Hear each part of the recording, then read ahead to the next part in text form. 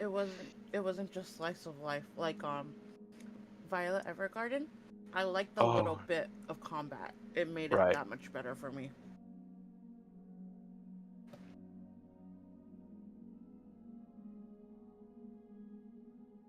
Oh, we're talking about Hi. yeah, talking about animu, well, whatever you want to call it. Cool. Oh, actually, previewing that, so we'll ask you, how was your fourth, Brent? Anything interesting happen? It was pretty good. I went over old college of mine's friend's place, and he lives in like these sky rises over here in Sandy Springs, and he had a pretty good view of the fireworks from like all directions. So we got to see the Sandy Springs fireworks. We saw like, I think Roswell or Kennesaw's fireworks, but it was a whole bunch of them popping off. So yeah, we chilled out, in the sky rise on the balcony. Carter got to see it from that vantage point, so he thought it was pretty cool. And but it was pretty good. It was pretty good. I've been really bad about getting out, guys, and I'm slowly trying to change that. Like, Oh, that's good. I'm proud of you. thank you, thank you, thank you. I've been bad about that too, and I'm not trying to change it at all. Well, I look, it wasn't like one of those things where I'm kind of like forcing myself. Really, it's more of like I feel like I'm like I don't know. I'm getting to that point where I'm kind of ready to hit the streets a little bit, That's see good what's then. up. yeah, Yeah. I'll say this. I can't say I don't go out because there's different groups of friends during the week that I try to hang out with, but like outside of that, I don't really have much of life, so I kind of get it. Yeah. Plus, things have been busy. I didn't have a car for a minute, and I had to get another car, and then my back was Right. fucked up, and finally that's kind of sorting itself out, and then yeah, just a bunch of bullshit in a way. Like, oh, speaking of bullshit in a way, so guys, at the end of this month, the weekend of the 2nd of August, uh, no game because I have to move. I have to go. Oh, Yeah, so the apartment complex I live in, like, there's been issues with my bathroom's plumbing, I guess, like, raining down to the people below me. So Hmm. they've, like, sent in people several times to, like, come and fix it. And apparently, yeah, at first they were like, bro, you're splashing too much water out of the tub. I'm like, dude, I'm not like 10. Like, I have a son who's that young, but I make sure that's not the issue. It's like, and I kept telling them like, I don't think that's the issue, guys. So they came into my bathroom and they put these wall guards and shit in, and then they caulked the whole floor, and it's still leaking apparently down here. So the leasing office Right. gave me a call and was like, hey, sorry to let you know, but we're gonna have to relocate you guys across the street into another unit. Yeah. So that sucks. So I have to like So pack up all my what time is shit. that? That's the first weekend in August, so Huh? Friday, Saturday. If you need help, I'm willing to Yeah, lend a aid if if you you need want. any Like help, Yeah, I'll come let us too. know. yeah, Dude, game related. Like I'm willing to help you out, man, if you need that. please you should really talk to look. them. I'm gonna need a flight to come down to help you, dude. I mean, Sorry. Shane, I need you. I need Oh, you okay, got it. to. You're my hero. No, I Oh, really thanks, man. appreciate it, guys. Hey, don't offer it unless you're willing, because I may tap some of you guys for that. Because I was gonna get like some movers. I may end up doing the same thing just for like the big stuff. But my back is just now getting better, and the last thing I want to do is fuck it all up yeah, again by Oh God, yeah. moving a bunch of shit. So yeah, I can't really like yeah, lift a bunch of heavy absolutely. stuff. So, but yeah, I'm we'll not ring allowed check to that. lift heavy things either, but I can lift light things and help. I Well, yes, you I want have to be helped lifting. a couple friends. You already have cargo. Yeah. Yeah, I already have been helping friends move this year. I can absolutely lift heavy things. Like again, this is full transparency. I am fully offering if you need the help, man. I don't really mind. appreciate it, guys. You guys Yeah, are Brent. awesome. Thank you for being friends. You'll I get appreciate it. me. Yeah, you'll get me or Dova. So it depends. Do you need somebody to move shit, or do you need somebody to put stuff away? Well, let the us know. plan. We'll talk about it later. But yeah. Yeah, let you know. We'll talk about it. But yeah. So that weekend I'll be moving. I have to go up Monday and check out this new unit, and also I got to get my I got to start using my persuasion skills, because I would love for some of them to like comp me on like my moving expenses if they can or some way, because like this is a huge hassle. But anyway, all right. Well, but Wait, they're not going? Huh? Huh. They're not going to do that, even though they're forcing you to leave? See, that's the thing. They never said no. They never said yes. But I had to bring it up, like, hey, like, is Marquise at Perimeter gonna, like, kind of help me with this? And the lady, she did not respond to that. So I have a feeling that what it's gonna be is if I don't go bitch at them about it, then they're not gonna lift a finger. But if I go up there and, like, bitch at them and like harass them, yeah. Or see if obviously. there's like a line in the lease, because my husband at our last apartment, they wouldn't fix the AC even though we had bitched about it a bunch. So he said, okay, well, that's fine. In the lease, it says that if you haven't done it within a certain time, we can hire who we want and you have to pay the bill. True. So if you have anything about them forcing you out in your lease, you can be like, that's fine. I'm going to hire all the movers I want and you have to pay the bill. Yes. And they might really quickly help find people. Well, it's funny you bring that up because last summer I had the worst AC issues. Like, the AC was like, it was already broke the summer before, but these people show up and they do some, like, on the spot, like, DIY quick fixes and walk away and say it's fixed, then it breaks again, like, a few months later. So anyway, but, like, so last summer my AC was floods. Hmm? Like my bedroom floods. Well, there you go. It's like, anyway, I mean, long story short, my AC wasn't working last summer, and I had to pretty much do that. I had to look into my lease, and then I saw that stipulation where, like, yeah, I could get people to come fix it, and then write it off as my next rent expense, and they would have to pay for it. So after a bunch of harassing, they did come finally replace the entire AC unit. And they did comp me back some of my rent expenses. So, but it took me, like, it took several months of me being up there, like. Yeah, like it really shouldn't, but they want to save money. True. So we'll see how it shakes out. I'll keep you guys updated, but yeah, I'm gonna be doing that. But anyway, 4th of July is pretty good. It's been a pretty chill weekend, so everything's good. I hope you guys are doing good. Everybody's doing good, But anyway, I did mention to everybody else. I just wanted to mention to you, my family's here from Arizona, so I'm here for like the first half hour for roleplay, and then I gotta go because we're putting. Got it. Understood. I saw the pictures. Okay, cool beans. Well, then let's go ahead and get rolling before you got to dip, so you can at least try to say or do something. So back into the dark worlds of Drakkenheim. All right, who wants to hit us up with the recap and ball for some inspiration here? Before you answer that, really quickly. I'm planning by next session here to start this Kolobati lore drops type of stuff. So next session I would expect that there may be a moment where we have to kind of backtrack to give Kolobati maybe a certain time to do something in Emberwood if she would like, considering some of the information we're going to get here.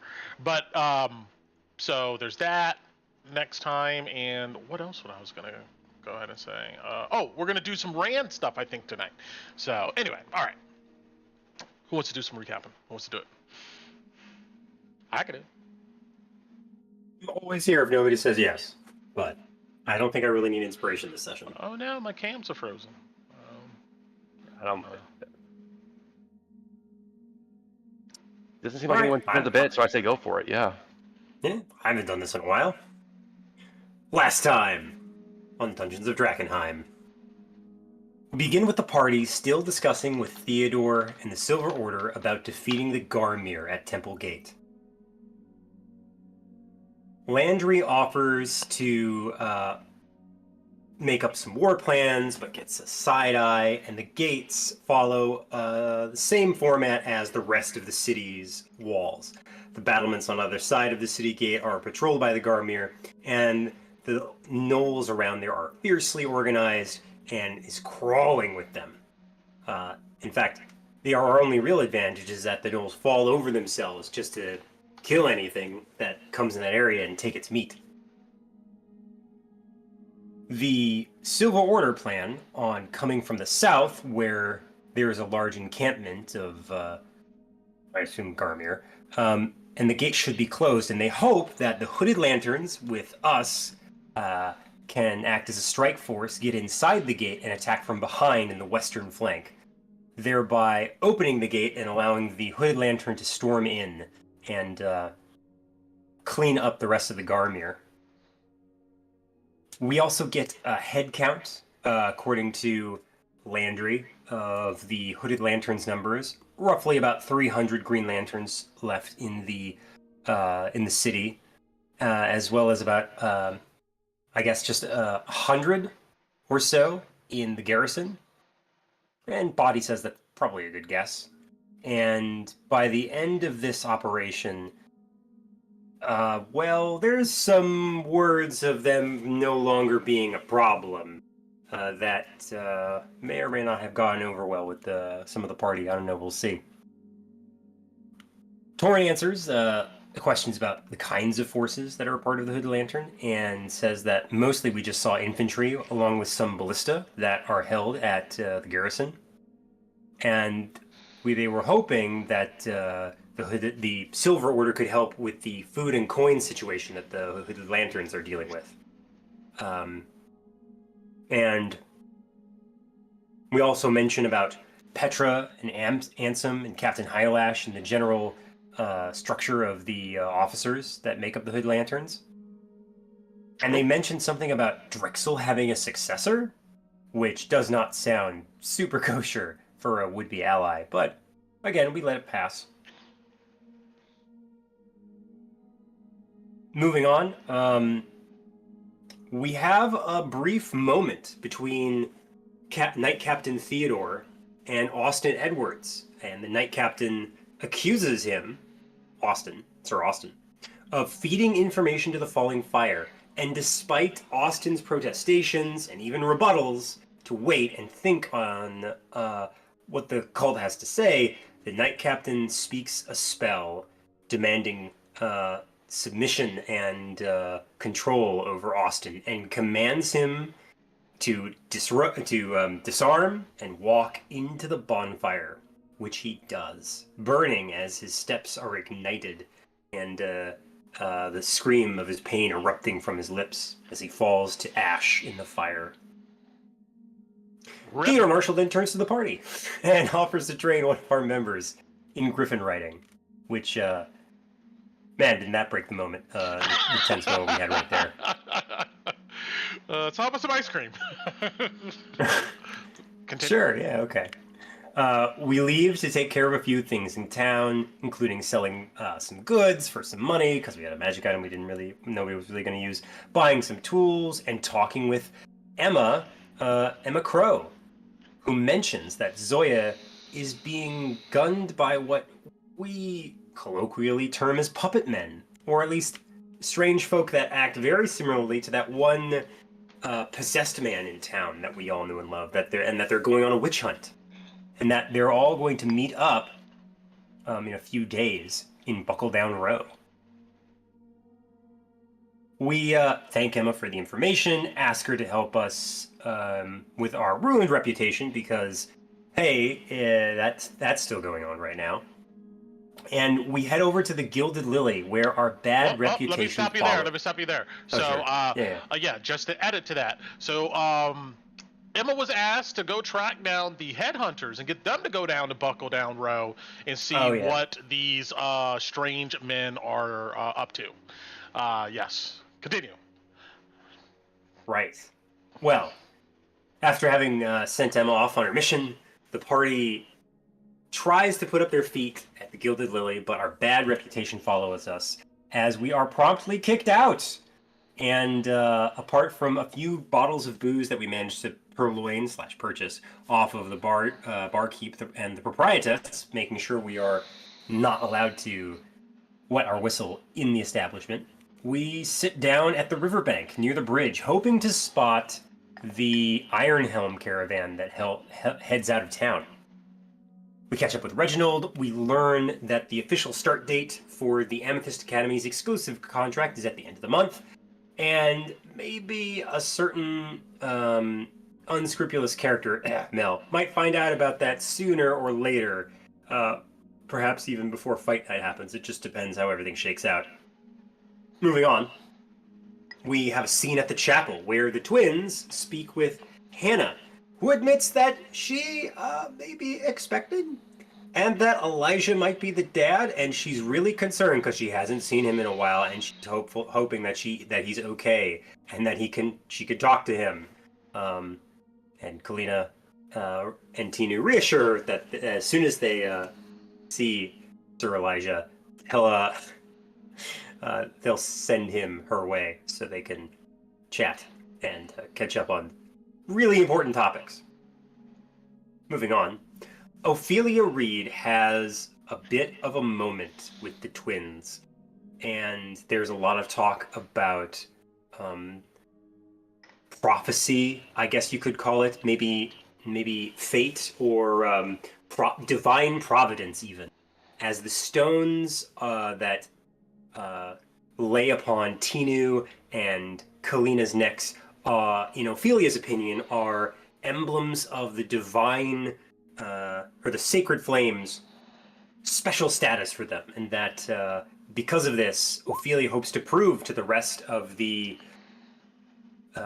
Sacred Flame and the Silver Order that Tinu does not worship rocks, and neither does Kalina, and that they are blessed because they do not need the training that they received at Michael's Gate to use their divine gifts, apparently, which is a big deal, the Sacred Flame. And only Saint Tarna was capable of doing such a thing. Angry with Ophelia's what's the word? What's a neutral word for this? Colleagues and their lack of faith in Tinu's opinion, or perhaps mercy might be a better way of saying it. She hands Ophelia her necklace of stone and storms out of the church.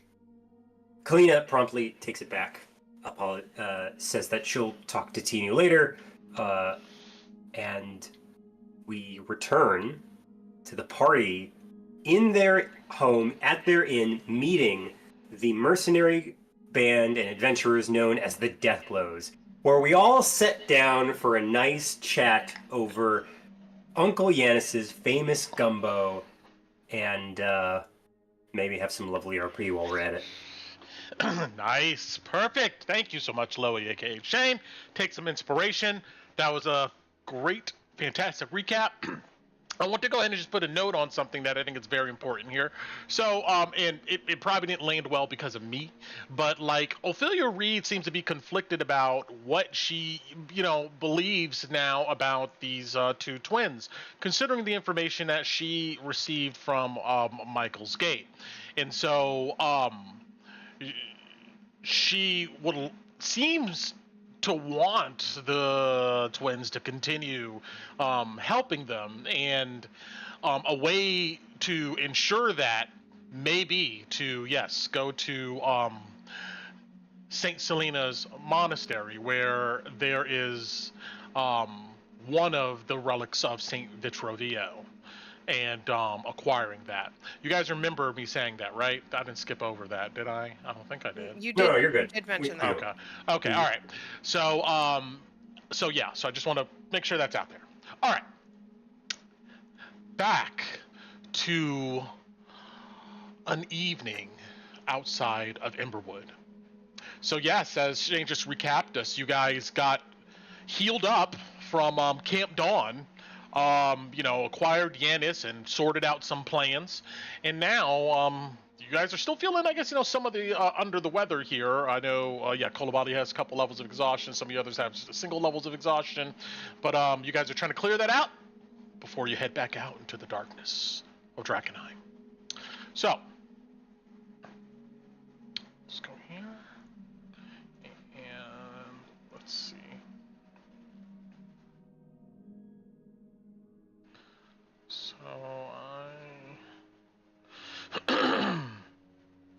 Here it is.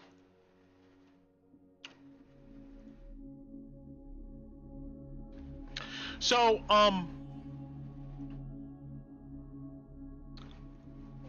this session, I mean, you may make it back out to Drakkenheim. It all depends, really, or it may just be a shorter session. But it's evening time, guys.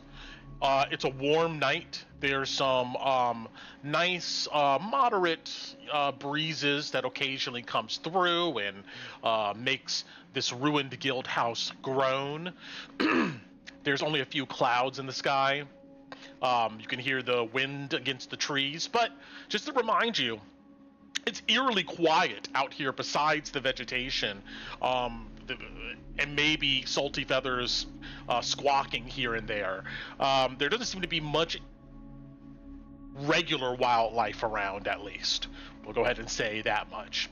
So I went ahead and did update our death blows here because I created this group way back at the beginning of the campaign as a path somewhere, and I think things have changed to where I think they fit these concepts arts a bit better. And I said there's a bunch of them.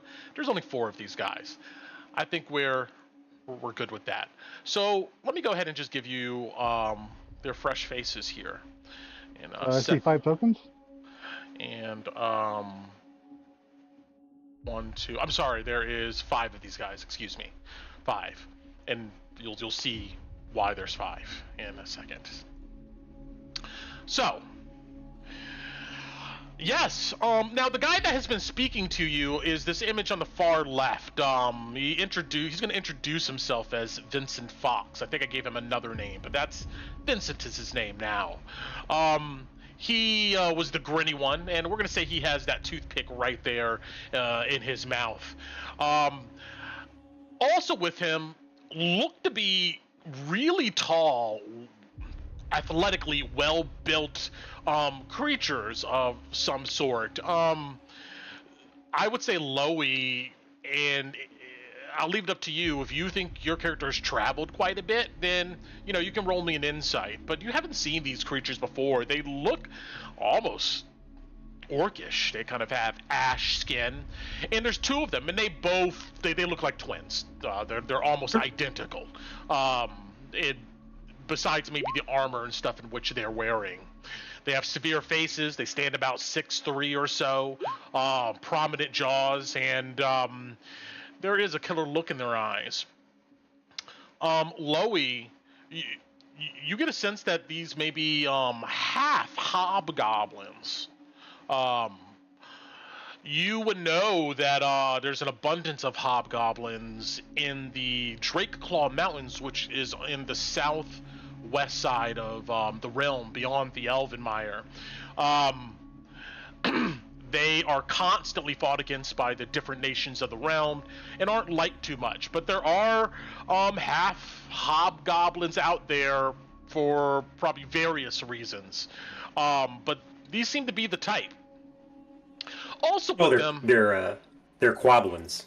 Quablins, yeah, we can go and say that. I'm not familiar with the term, but quablins, sure. They're half a hobgoblin, so they're quablins, right? Okay. Then there is this fellow here. Kolabadi, you would instantly recognize this creature. Humanoid, 2 arms, legs, but its arm seems to be a bit elongated, and he seems to walk like maybe how a ape or a chimp does, on his knuckles, swinging his body around maybe athletically or so. He carries what looks to be a bunch of gear on him and clothes that probably, I don't know, maybe it looks like something that would make maybe himself. You would know this to be some type of goblin from the southern forest of Westamar. They're few and far between. You more find them out east, but they live in secluded communities and know the wilderness of Westamar just as good as any of the elves in the Dysphoria here.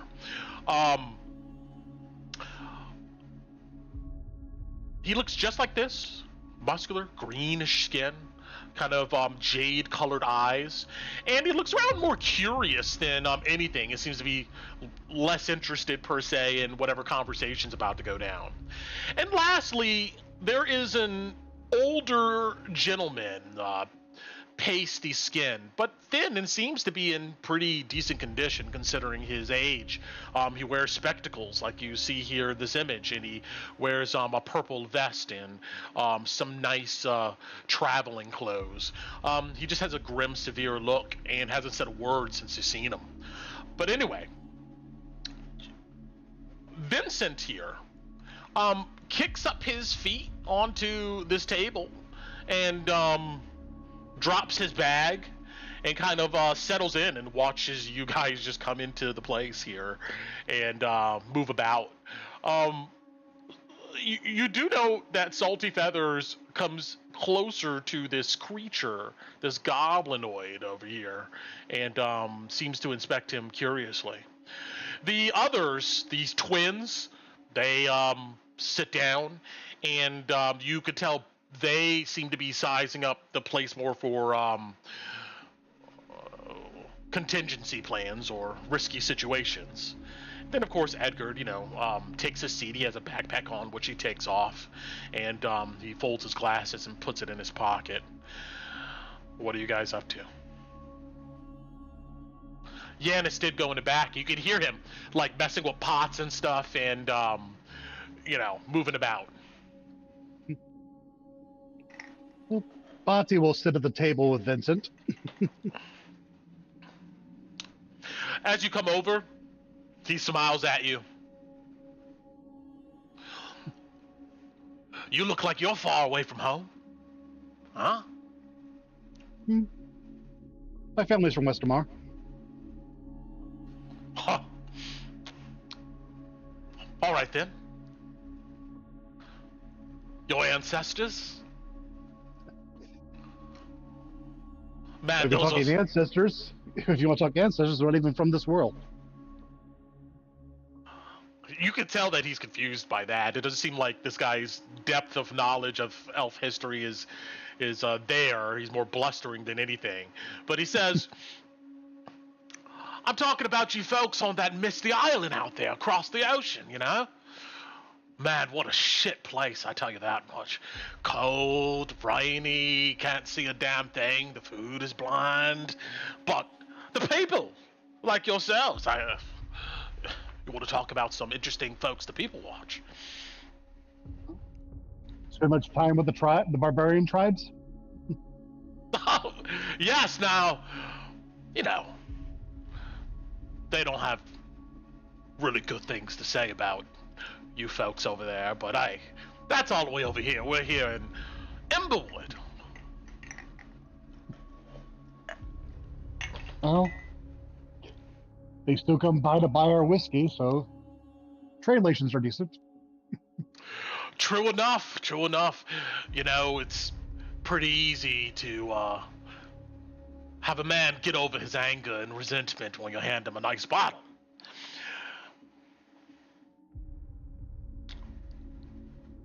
Oh, I'm sorry. Am I making you guys uncomfortable? You see, he sits up. Well, I mean, if that was supposed to be a request, we do have some left over. We do have a little bit of booze if you want to share that. Oh, you don't have to ask me twice. Gundula? Yendam?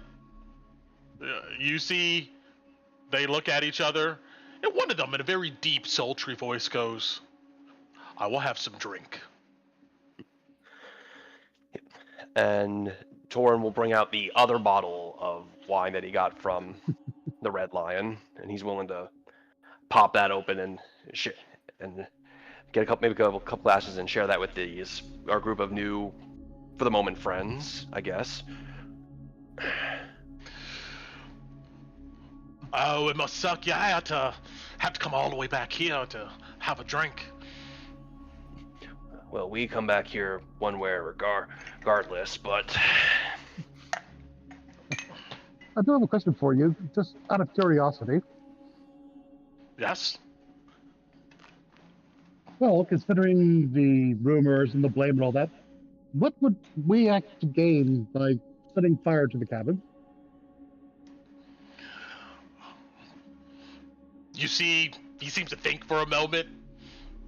He shrugs, he goes, I don't know, mate, you tell me, you're the one who did it. Well, well, remember about our original conversation. It's like you said you saw us and our lizardman companion doing that with fire magic and gunpowder. Actually, friend, I didn't say that at all. That was another group of folks that you were all fighting about. I heard it. I was there. You know, I mean, had no place to stay. Thank you very much. But, look, I've had some running-ins with the Queen's men, and I get it. I wouldn't be surprised if, you know, whatever you did to piss them off, they did something in return. Well, they did kidnap our cook. We had to retrieve him. They left the doppelganger behind, but our friend here stripped off his face. Lily gives a big smile when Kolobati says that. So I'm sure they've got a nest of doppelgangers somewhere in Buckle Down Row. Well, you're definitely right about that. I've seen a few of them moving about. They say that the Queen herself is a doppelganger. Change faces, you know? She might as well be. Yes, I doubt anyone who said they've met the Queen have actually met her. This guy, you can tell he seems to think for a moment. He goes, I think I met her. But that didn't last too long, you know. Yeah. I got shafted by them over there myself. Well, just be careful. She has a tendency to mess with your memories. You know, it's interesting to hear this from other folks, because I can tell you, I've been around a bunch of them, and they say that. They say stuff about the changing faces. She's a legend, you know? Huh? Who knows what other things in a few years that will go ahead and say she can do. Fly, burn people with her eyes. They say her eyes glow. I haven't seen that personally, but, well, I mean, everything kind of glows behind that mask. Yeah, but depending on how much she does, you may have to be careful. If enough rumors show up, the Academy may consider her malfeasant. Good luck in them trying to go ahead and find her in these ruins. That's part of the reason why she's here, I bet. Not many folks can look into this place from afar. It's kind of like gazing through a keyhole, eh? Hard to see the whole thing. And with a place like Buckle Down Row, even just as a foothold into the damn place, she's much more protected by, well, everything in this nonsense than most of us. And plus a bunch of, you know, book geeks, I guess you can go ahead and call them, running around the city. She doesn't care about any of that. What does she care about? You seem a learned man, and you say you've met her. What do you make of it? Why she's here? You know, I've been asking myself that for a long time. I think she's here just because she can be. Like, it's that simple, you know? I mean, like, that's what it looks like from afar. Someone who just enjoys a violent spectacle that just never ends, you know? A true party. You think she's more in common with bandits then, eh? No, I think she sounds like she's more to come with the old Sorcerer Kings. Either that, or she fancies herself a regular kingpin with all the trade and all this money coming out of here. She probably thinks that she can control it and make even the banks jealous. Our older gentleman here, Eggert, speaks up for the first time. He goes, the half-orc there is probably more close to the truth in anything that you guys are talking about. It's for the coin. Build an empire on top of a trash heap. That is Drakkenheim. So she's serious about the title of queen, then? It's not just some sick joke. If she wants to be a queen of rocks and strange crystals, so be it.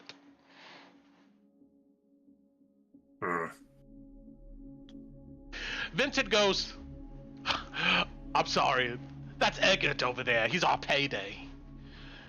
You see these older gentlemen give Vincent here a dirty look. He goes, that mouth of yours is going to get you killed one day. Soon. Sooner rather than later. Vincent goes, well, I hope that all business is done by that time, because you'll be coming with me. Go on, Eggert. Tell them why you're here. Huh? You see those other guys look at all of you kind of suspiciously.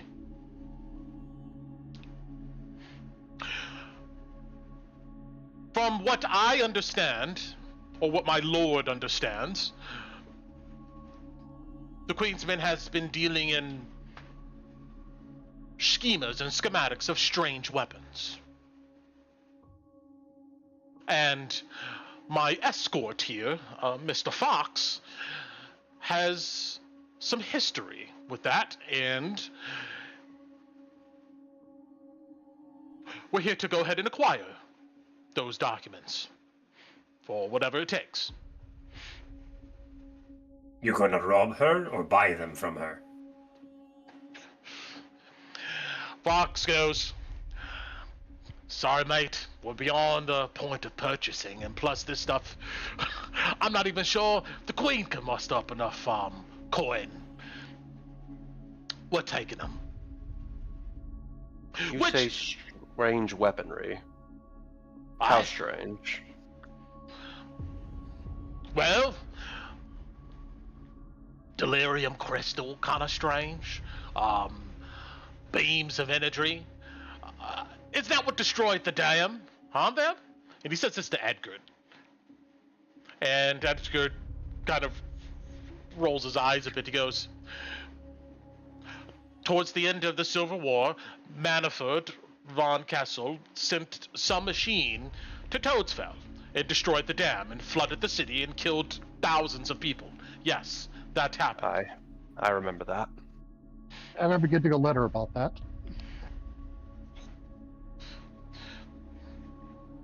Well, That is Manafort is dead, interesting. Cecilia is gone and nobody has seen her, and from what I understand or know,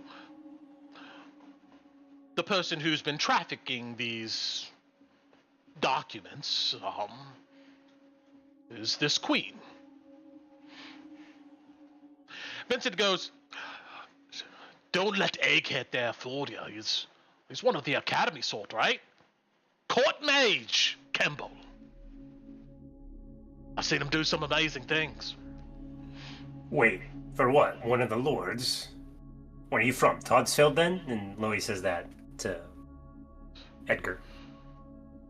Yes, that's what I said. That's where I'm from.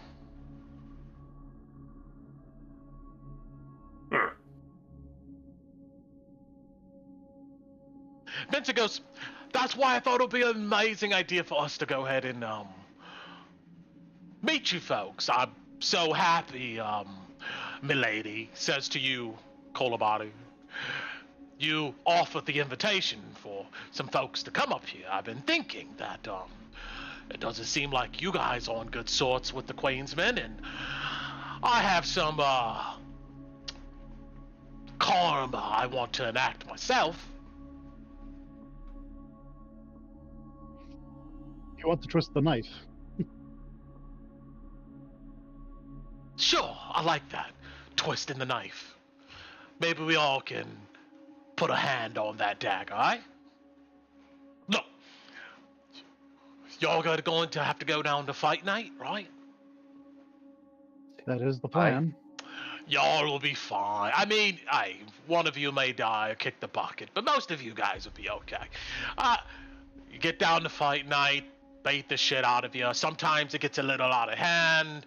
Everybody gets their palms greased. And typically, if you go to fight night willingly, just for some entertainment, and you survive the ordeal, and you do a good enough job, the Queen invites you to the private show. And the private show is a bit more serious. Only those close to the Queen get to watch that one. And that one is in a place called the Court of Thieves. Now, from what I understand, your folks is in some deep shit, so I imagine that if you get past fight night to the private show, none of it's going to be for fun. It's going to be for keeps for some reason. And I'm not trying to get in you's business, but there may be some opportunity.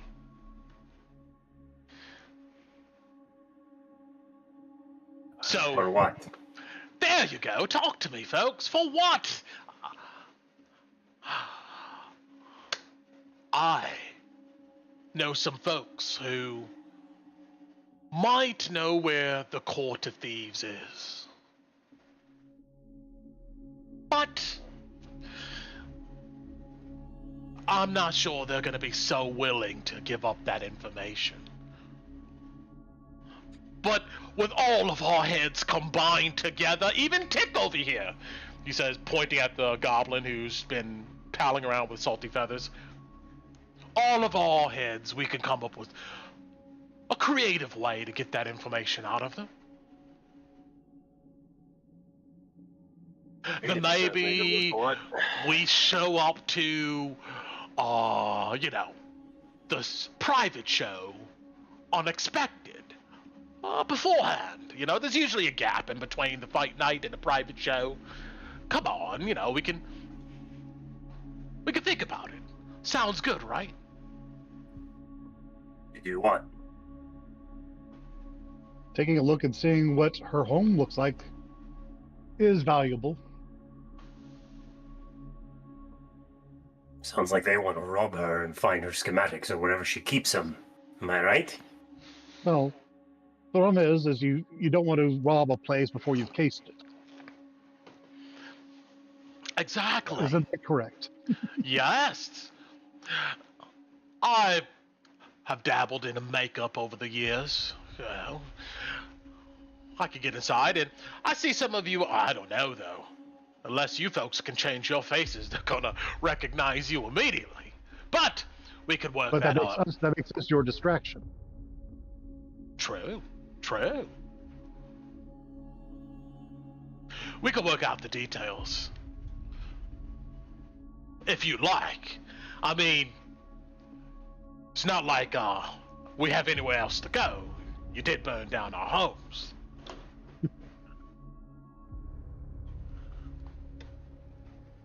Well, like I said, the bedrooms upstairs you're very much welcome to. And I'm sure our dinner will be ready soon. Yeah, with that, Yanis comes out with some old bowls and stuff he's collected. The food smells good though. Some simple broth here, what looks like some salted meat that he's quickly whipped up. And he goes, all right, look, someone's gonna have to share a bowl, So, I mean, you've gotten over contamination, you'll get over those germs.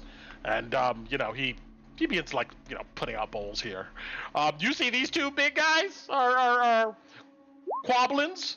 They snatch bowls immediately. You see that they don't even use a spoon. They just begin picking up the bowl. They just nom it down. Mm-hmm. Edgar just sits there and just lets others grab their food as they like. You see this goblin does not eat the food. You see he sniffs the bowl, and then he looks around, and you see he just reaches into his pack. And, but Vincent just sits there. He does take a drink, though. if you guys have nothing else you want to ask these guys, talk about, they, they're gonna eat their food and then they would retire and they would tell you essentially, hey, we'll keep the place nice and neat for you. We'll be coming and going. We got things to do, but I don't know. Maybe tomorrow night we can talk some details, huh? We're probably gonna have to, Yeah. Talk amongst ourselves with your proposal. Of course. I get it. Yeah. Real quick, do you prefer Sir Edgar or Sir Kimball? You can call me. You see, he sighs heavily. You just call me Eggert. There's no titles anymore in this place. Everyone's dead. Politeness is still dictates I ask. Do you know, out of curiosity, with these plans and all that, do you know of a man named Diedrich Moores? Should be a mage. You see, you instantly get his full undivided attention, but he kind of cocks his head to the side. I'm familiar with the name, yes, why? Because I'm familiar with it as well. And who are you? Torin. Came from the academy myself and ended up in this place. Okay, Torin, what's your family name? I thought you said titles didn't matter anymore. What do you know, or why are you asking me about the court mage in Castle Home? Truth? I really, really, really want to punch him in the face. Repeatedly. As you should. He's a traitor to Westermore. Also, he's just a right smug bastard. He narrows his eyes. He goes,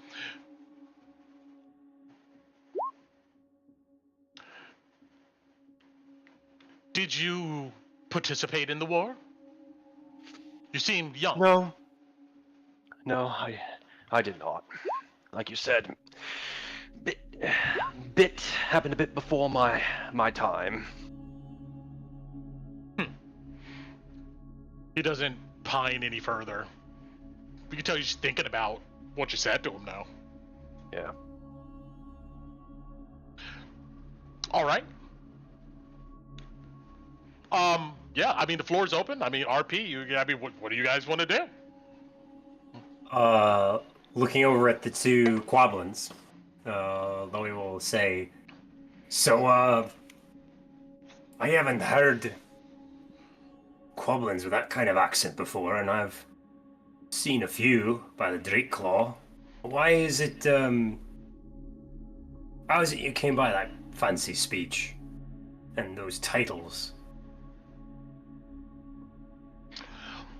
You see, they take their time, getting every bit of this slop they can out of these bowls, and then they put it down.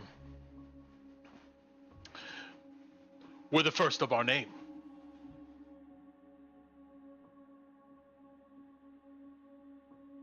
What does that mean?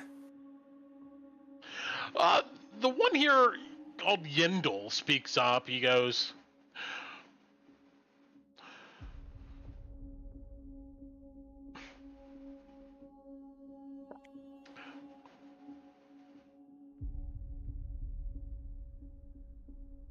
if we get the coin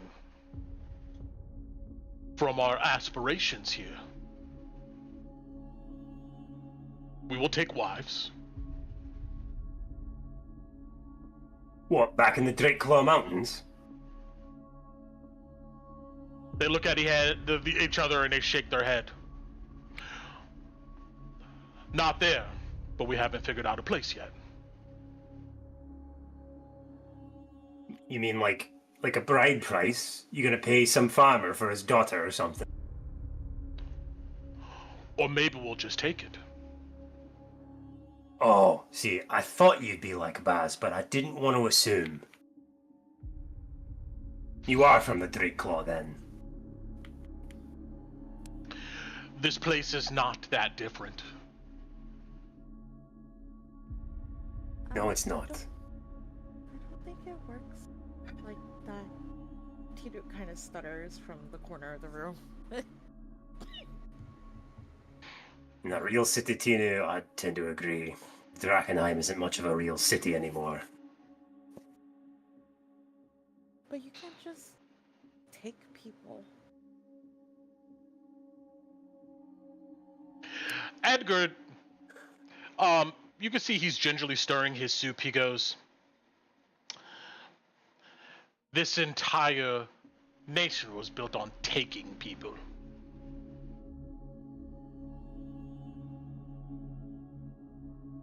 So it's okay to keep doing it? Well, who decides what's okay and what's not? I mean, I would assume that you do.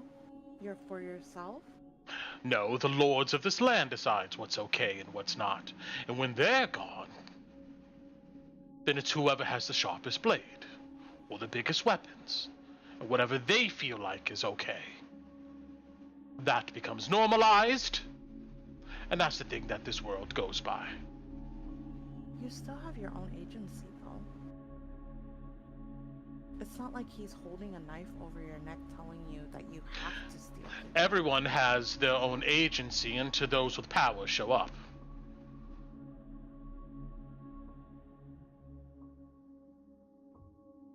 Tina just kind of scrunches her face like she doesn't. You see Vincent goes, oh, Edgar, way to kill the mood, my friend. Way to kill the mood. I love agency. It's a great word. Freedom, travel, go anywhere you want. I am not on board with the idea of just taking people for wives or anything of that matter. But, hey, each to their own. Yep. That's about right for somebody from Drakeclaw. Why, sir, though? You're not knights. You're not under some lord.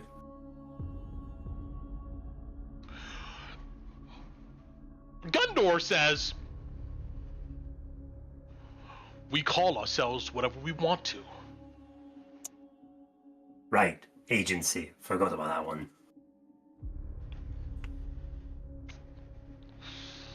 If they aspire to be landed knights, nothing wrong with aspiring to be landed knights. Edgar goes, I heard talk about spaces upstairs. I think I'm going to go ahead and retire. Thank you all so much for your hospitality, and we look forward to speaking with you as soon as possible so we can go ahead and actually get something done, he says loudly, and you see he goes off. Impatient, I take it, after he goes upstairs and she says that to Vincent. You know these noble types, unfamiliar with how much the grind takes, how much time it takes. They want everything done here and now. He's been bitching since we came here. It's all right. It's every single employer we've ever met since we've gotten to this city. True, my friend. So true. I've done some work on the side for some of the folks around here. What do you call them? The cultists. You've worked for the Fallen Fire. I'm surprised they could afford you. Those loons burn everything, probably coin included. Well, let's just say that, there's some things that money can't buy.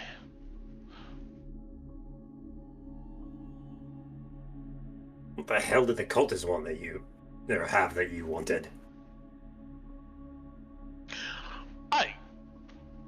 They saved my life. Oh, a favor then. He nods. Hmm.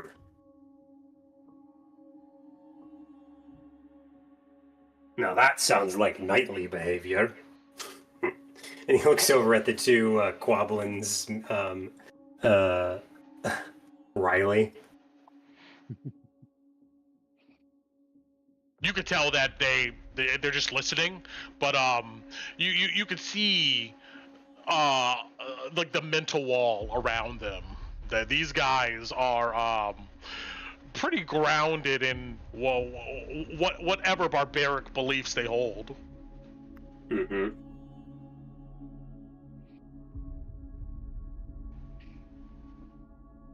All right, unless anybody has nothing else to say, they're going to retire. And you guys can have a private conversation. We can move forward, but I'm looking for some direction from you guys on, where we're taking this.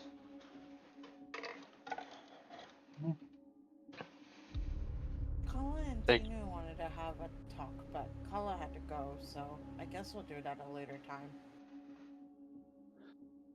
Oh, boo! You stalled Yeah. me out. You Oh. did it on purpose. I You didn't stalled me out. stall you out. I did not. She said she had to go. We were waiting. You should have interrupted me. You should have been like, "Hey, let me say my shit." Oh, I didn't. No, but I didn't want to interrupt. It sounded important. It's okay. It's okay. You're welcome to interrupt whatever you like. I'm just teasing. It's not that big of a deal. I'm just teasing. Oh, But okay. yeah, Well, yeah. Tinu doesn't have her necklace now, so. Well, I'm gonna say that Kalina has that, and Yeah. I I don't, unless she's like actively trying to like prevent you from having it. Maybe you wouldn't know that. I don't know. She has it or something like that. But we could leave it up to you guys. But anyway, so yeah, I'm assuming here we're moving on. Where you guys retire for the evening. I well- would. Mhm. I will say Beautiful. the other thing that Torn wants to do tonight, he will take the gold material and such he has. He's going to learn from the knock spell that he got from Aldor. Mm-hmm. Ah.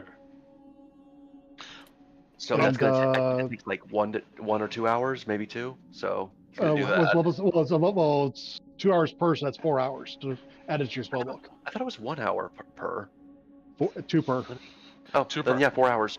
All right. So you're gonna start working on that.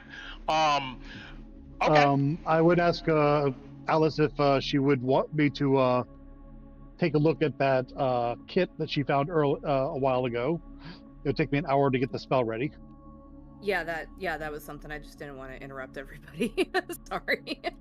Yeah, I know that's something Alice would definitely want to go to Kolabadi with, and once we figure out what it is, have a conversation with Badi about it, depending on what it is, before the end of the night.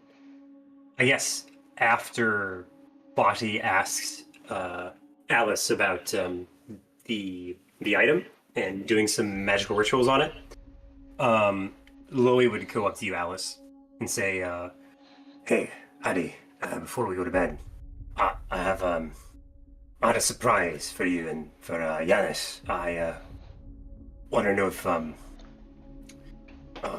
if you're interested. It's something I gotta tell you that's important. And a gift, I guess." Yeah. She kind of looks at you a little confused, and yeah, I guess after Kolabati's done, I'll come find you, or Sure.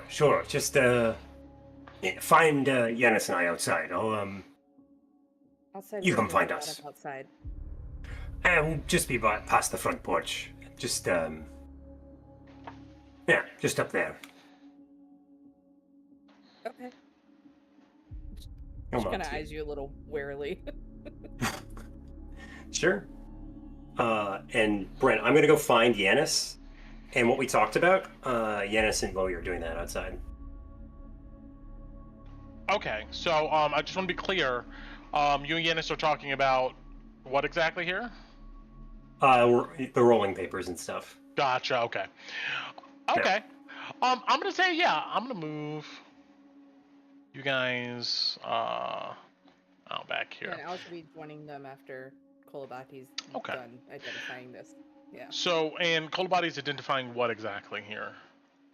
The Writ of Lineage box we found that has the Von Kessel crest on it Okay. that we found in the crow's nest.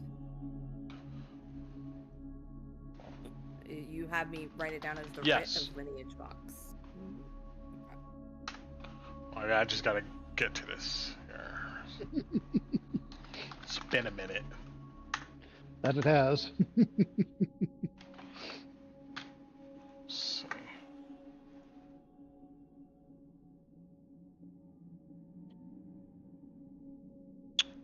Crow's Field. Okay.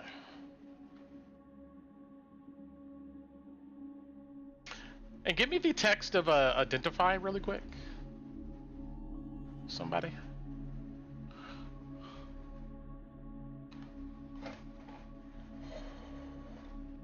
Second, plug it up.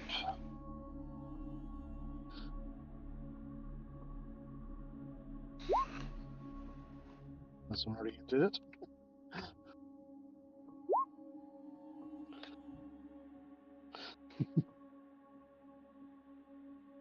Oh, should I do it too now? Okay, so this box hasn't lost its luster or sheen since you guys last looked at it. You take it out, it's ornate, embezzled with gold. You open up and there's like placeholders for there is an edit here that I made where this vial that's inside of this box it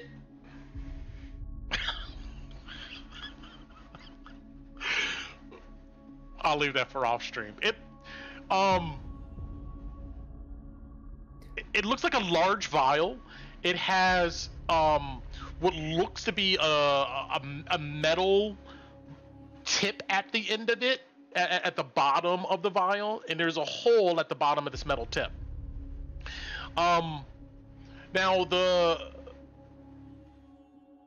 there is a dagger in here that looks like it's made of pure gold. It's more ceremonial than something that's functional. But the interesting thing about it is that the blade has a channel or a small ley line in it that runs up to the hilt and then the pommel. And at the pommel there seems to be like a glass bead of some sort. Anyway,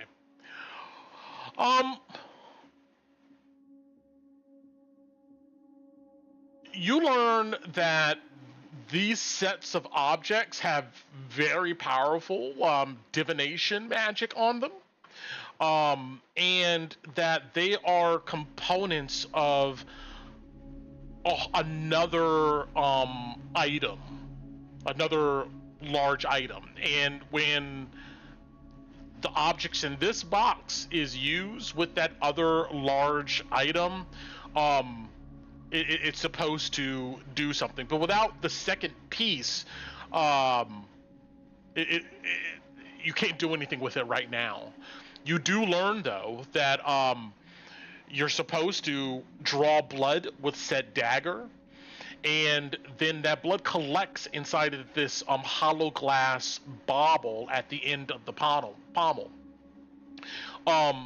This glass bead is small enough to fit inside said vial. It's supposed to be put in that vial, and then that vial is supposed to be put into this other object in which you guys have no idea what it is. But that's part of this ritual. I'm trying to see. There's no attunement required to this stuff, the dagger or anything in this box. Ongoing spells.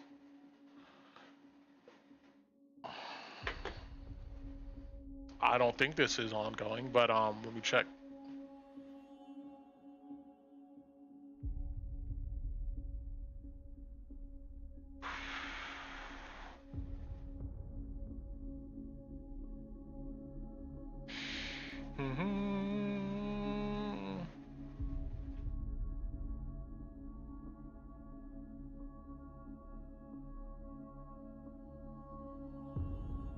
Okay, well, there's a persistent, powerful commune smell over all these objects.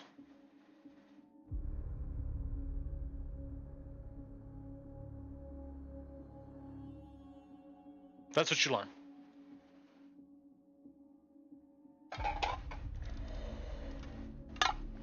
I'll pass all this information on to Alice. I will say that, and this is in these black books that I'm still generating, but you, in exploring these black books, all of those who've looked at them would have seen various passages from the knights who created them, written this work, of something called a blood matrix. And a blood matrix being used to establish a lineage.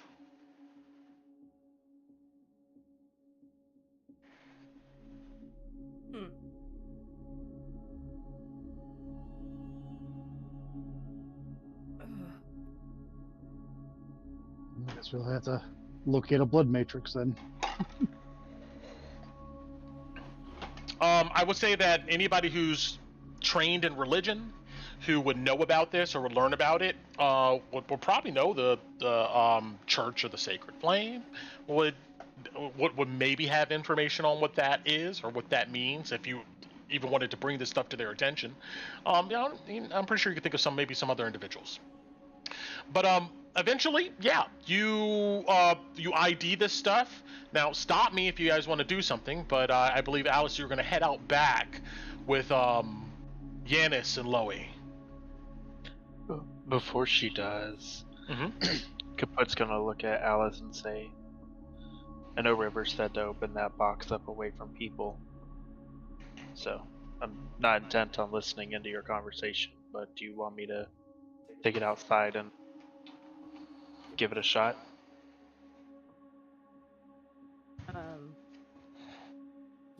Yeah. Do you want somebody to go with you just in case?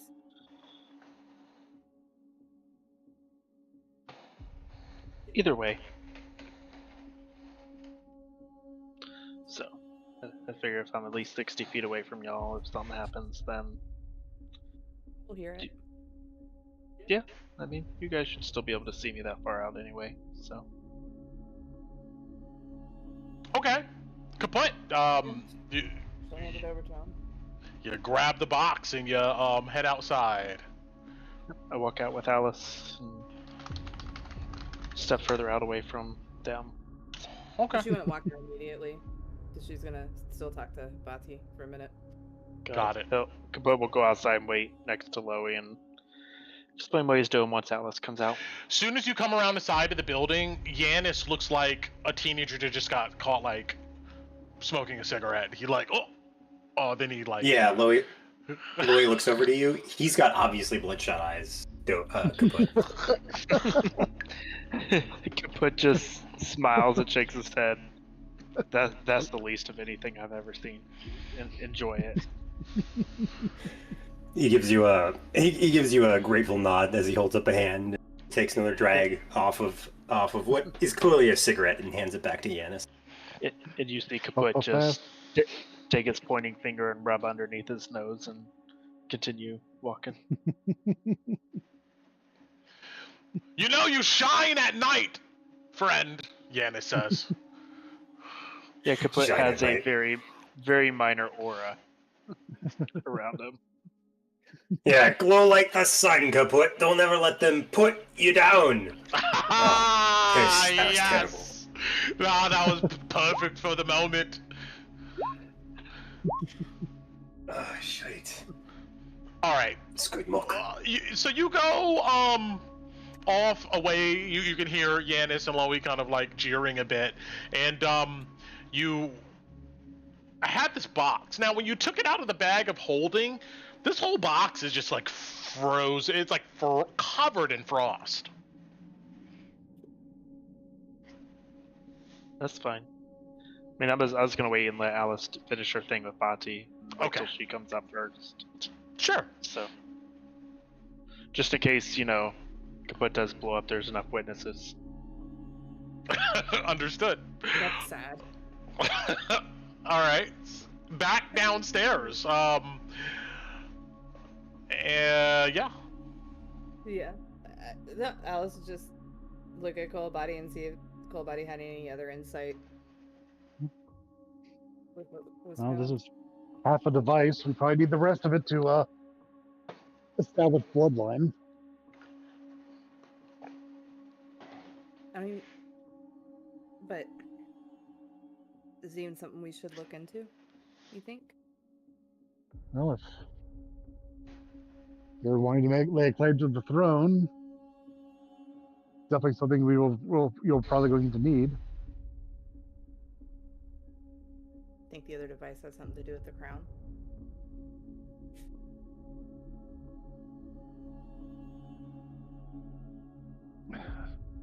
With the crown, I'm not sure where such a ceremony would have taken place. Torin might know. Oh. Yeah, I'll have to ask him. Are you down here, Torin? I'd be studying the scroll, so I'd probably be somewhere around. Yeah, we'll say you're in bed. You're in your room. Doing I would your say it's the room ahead. Yeah. Is your door open? It wouldn't be locked. That is a fair thing to say to Alice, because she Yeah. would just come open the door. just open the door. Can you come look at this? Yeah, sure.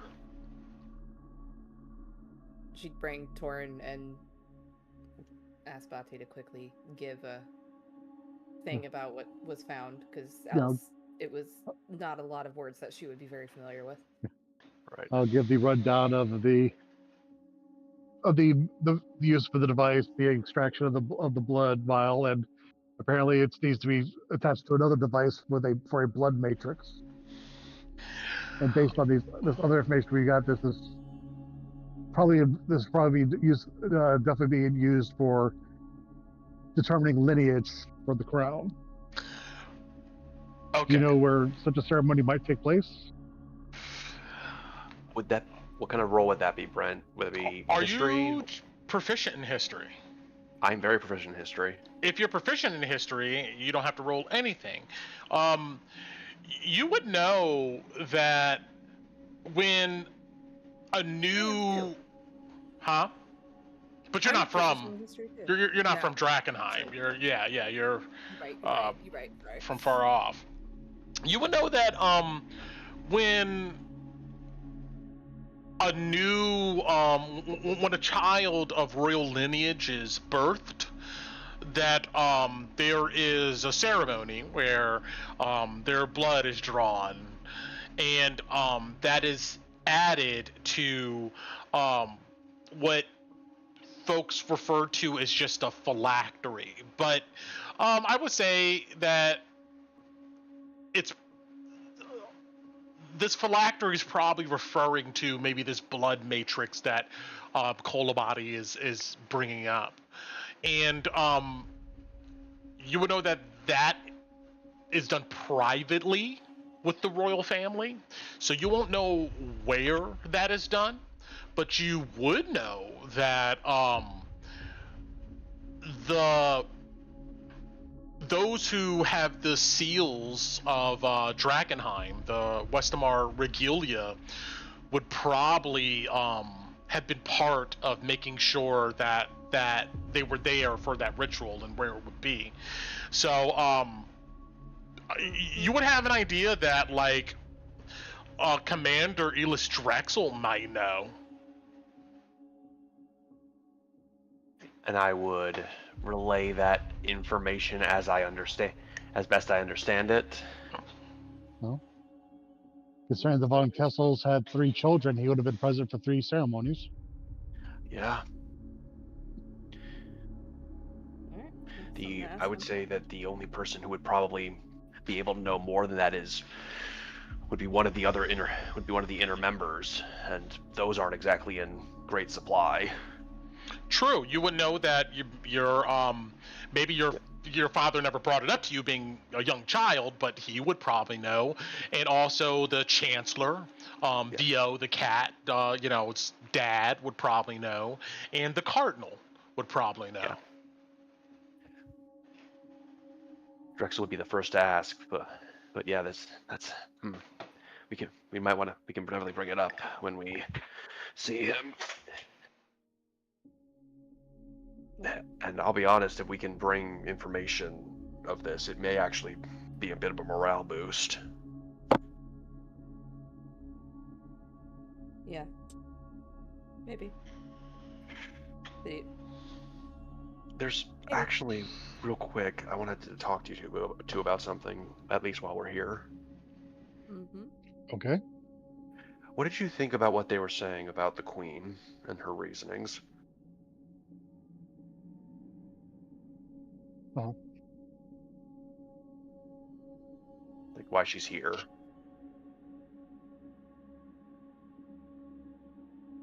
Now, if she's building a criminal underground, this is the best place to fund it. Of course, she's also overseeing half a dozen to a dozen different gangs, all with different priorities. I'm sure managing that must be time-consuming. Right.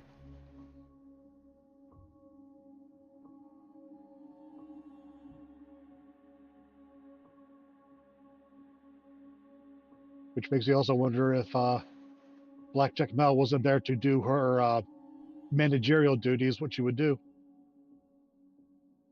Find another goon. You have that much going on, you don't put everything into one basket. True. Like, how long would it take to get one up to speed? Yeah, might be a way to. I mean, I think we all want to kill him, but. Mm-hmm. I mean, if only for personal reasons, if not for business related, yes.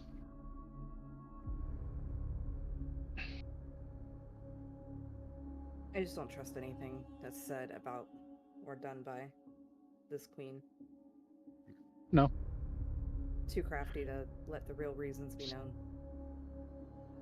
Considering how much subterfuge she's involved in, I don't even know if she knows which schemes of hers are real or not. Yeah. It's not somebody we should underestimate.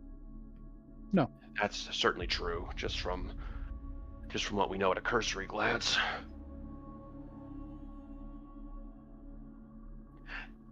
Anyway, thanks for entertaining me. Is there anything else you need help look at for this, or? No, I think Loey's waiting for me, and Kaput's waiting for me too, because he's gonna go open that box. So if you hear a big boom, maybe come see what happened. Brent, how long has it been at this point since I started? Studying that spell. Yeah. I would give you an hour. Okay. We got 3 hours on it. if you guys get into any kind of trouble opening it, I might be able to help with that in 3-ish hours. 3. Oh. We'll go with 3. Oh. I snap my finger and Satato jumps onto Alice's shoulder. He'll let me know if you need assistance. Right. Well, if you'll excuse me, I will get back to my own studying. And yeah, thanks, Soren. Yeah, call me if you need me. Yep.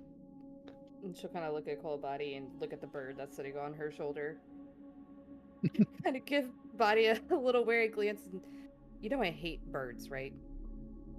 Oh. He likes you. I don't know if it's creepy. If he's creepier, or the hands coming out of my chest is creepier. As the bird leans in closer, he says, "I like you." Yeah, I was kind of like stiffed a little bit, but then reaches up. Good, pretty boy. Okay. The bird coos. Like you could tell this is probably the most unsettled you've ever seen Alice. She is trying to keep together. She's like, Yeah, so he's gonna go to Kaput when I walk out there. Okay. All right. I'm going to I'll move you here. But first, let me see if there's anything that Loey and Yanis wants to yammer about. Yeah, that's where Alice is going. For them too. I guess while we're waiting, Loey would look over to Yanis and say, "So, what do you think of the mook? Any good?" I've had better. But hey, I'm not complaining, nephew. Do you really think this stuff from Terrine really makes your eyes turn green? I heard that if you... Well, I've never had that much before. Oh, shit. Now that you say something. Come here. Yeah, sure, Uncle. And he, Loey leans close to Yanis. He flicks your nose. Hey. You still fall for it. You still fall for it. Ah, you shit. Yanis.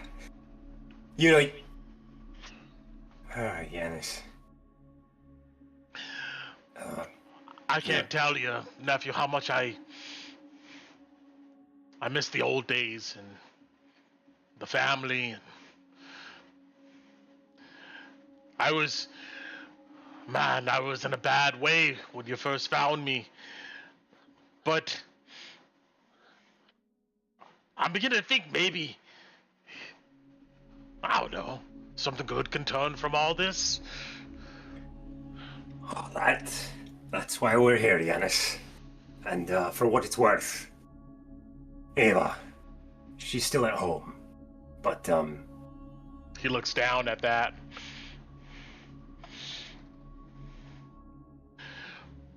I hope she hasn't forgotten about me. I'll be honest, she went a bit mad when I, Did I ever tell you, Uncle, what happened? Oh, hold on. I think Addie's coming out. Yeah, Alice, you arrive here. Yeah, this means waving his hands to clear the smoke. Addie, good, you're here. Mm-hmm. We're just getting started. Right. Well, let's start with the first of the gift. Right. Yanis, you mind rolling one? Actually, hold on. Wait. She might be. She's a gold bound. She'll be fine. He just shakes his head like he's trying to clear his thoughts, Eddie. You can tell Loey has this off smell to him, and his eyes are slightly reddened. Has Alice ever experienced this, Brett? I'll leave it up to you. I think not. I think she was wanted to be kept in pristine medical condition in my head. So. Okay. That's fair. That makes 100% sense.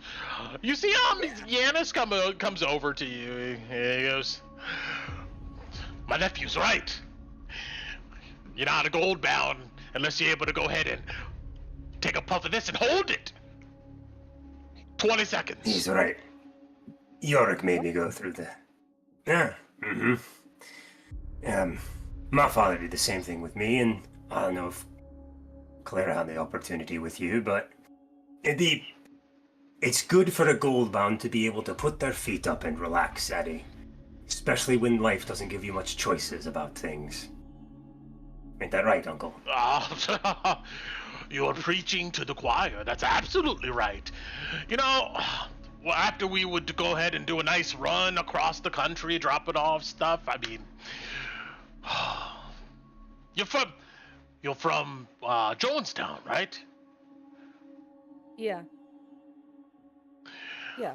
I would love to find a beach. That was one of the first things I would try to do. Where can I go and find a beach away from these mountains and stuff for a little bit? Yeah, I mean, you could tell Yanis is just he's just talking shit at this moment, but he's trying to make you feel comfortable. Yeah. Alice will take it. She's kind of obviously doesn't know how to hold it.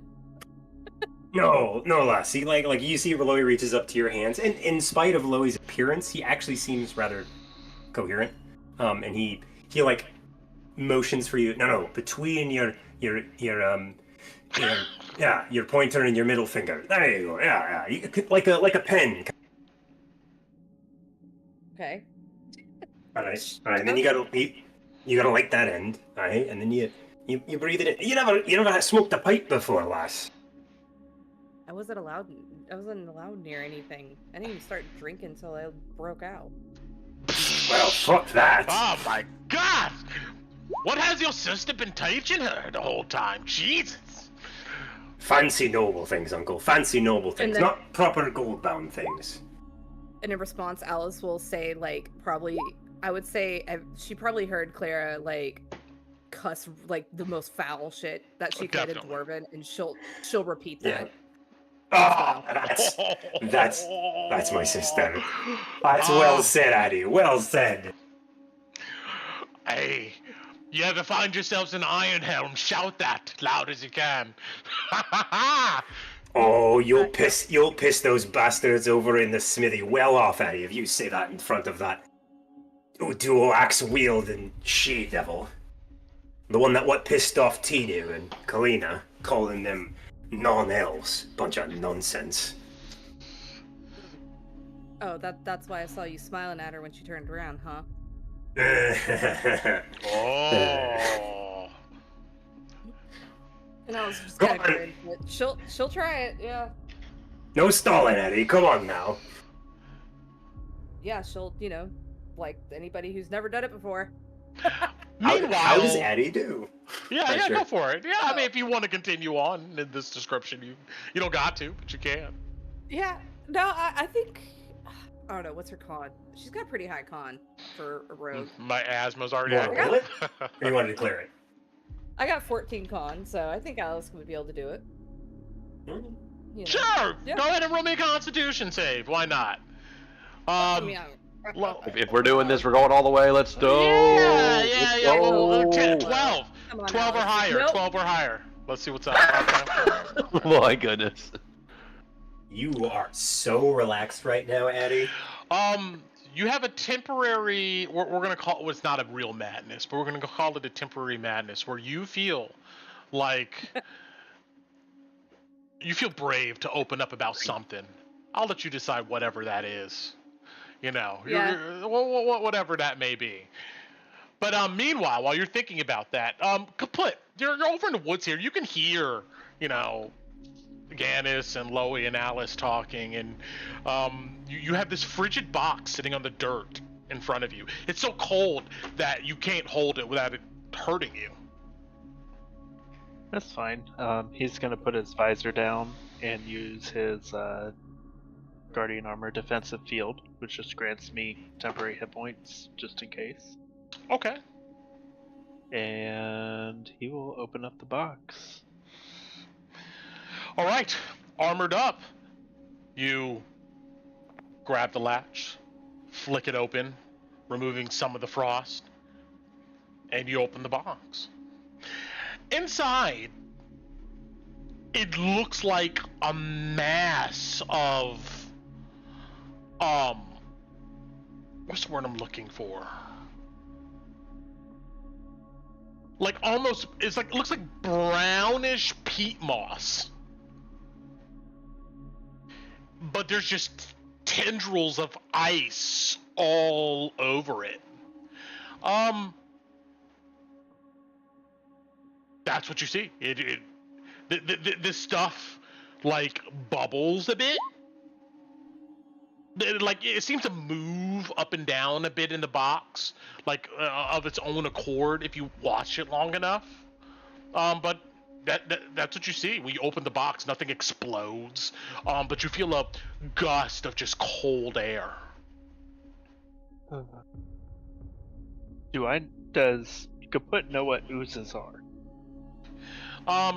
Is Kaput proficient in nature? Not proficient, but a +4.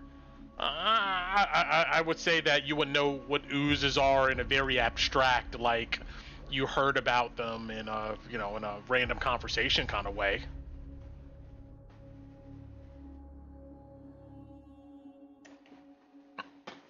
So,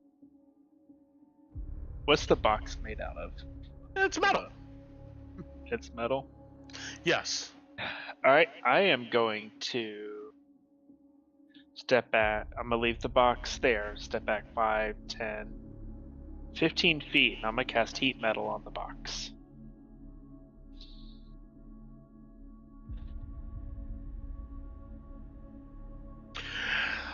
You see flames erupt, and instantly, like in maybe a second, it just snuffs out. You then begin to see this stuff bubble out of the box and begins to spread across the ground.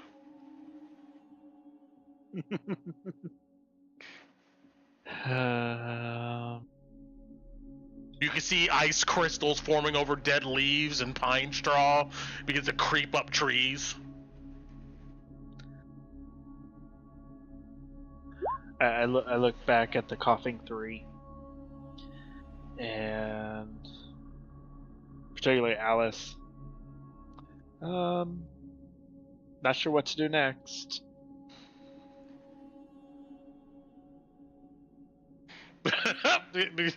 Well, yeah, you see this it looks like a patch of snow. It almost looks like in this area of these trees, just frost.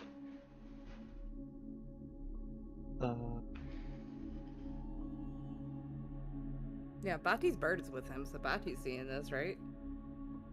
I thought Body's bird was with you, Alice, right? No, it flew off from me as soon as I came out, because that's what I said. Oh, okay, I got it. It goes to kaput as soon as she came out. I mean, sure, I don't. Yeah, I mean, is Kolobati actively just warging right now? No, she told him just to keep an eye on things and to let her know if something bad happens. I would say Sotaro didn't see anybody get hurt, so you don't get any. He's just like sitting in the tree just watching.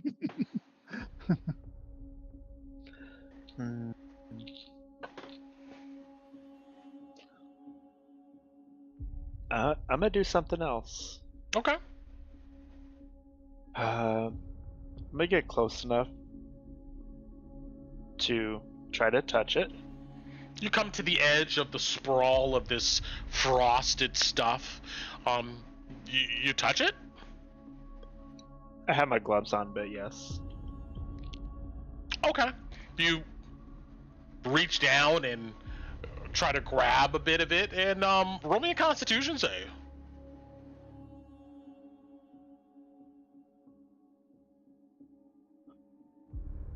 Rolling. Probably a fail. Maybe. 14. You take half of 20 cold damage as you see, as soon as you touch this stuff, like, it almost expands up your hand, up your arm, ice crystals begin to form, your hand instantly aches, a frostbite, as maybe you shake this stuff off. I immediately, as that's happening, cast Absorb Element. Okay. As a reaction, take acid, cold, fire, lightning, or thunder damage. So you you'll see take the a quarter. frost, just kind of melt under the energy that's like protruding around your arm, and it just drips off as water. But yeah, unless you maintain contact with this stuff, that's what happens. So, next, because it's kaput not knowing what the hell this is going to punch it with this thunder gauntlet.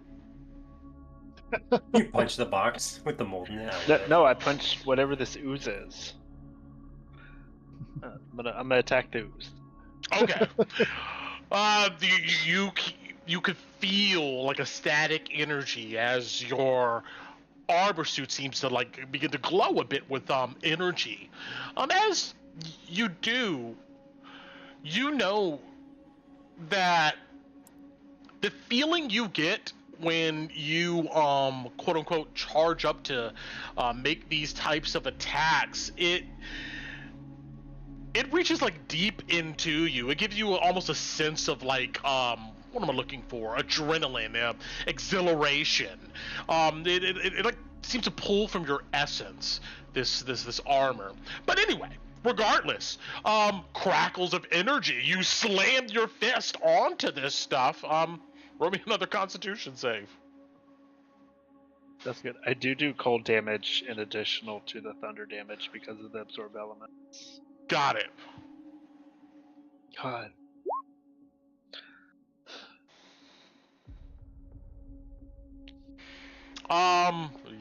Yeah, you'll take half of 25.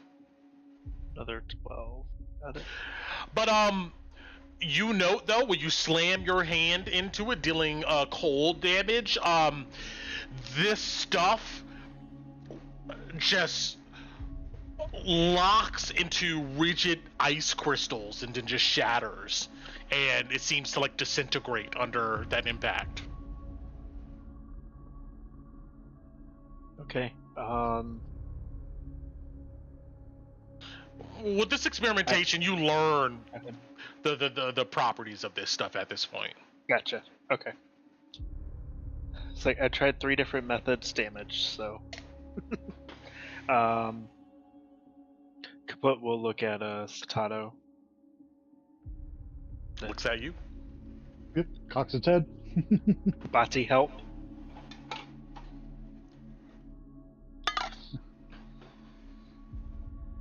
And he'll send a signal to Vati, and she'll like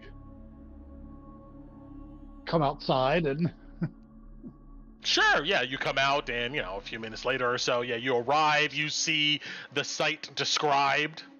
And yeah, Kaput standing there. Kaput will look at Bati. Can you do cold damage? Thunder, definitely not fire. Are not useful. ask me in the morning, and I can. But for now, as she will poltergeist of a mage hand to close the box. Got the box closes, and you guys note that like the box has snapped off, has severed the connection between the stuff outside of the box and the stuff in it, but the stuff that has expanded outside of the box still just sits there. I will say you could use your mage hand to pick it up and maybe bring the box to you, but there's now, it looks almost like a white, like an eyeball of just like frost in like a 10-foot area of the forest.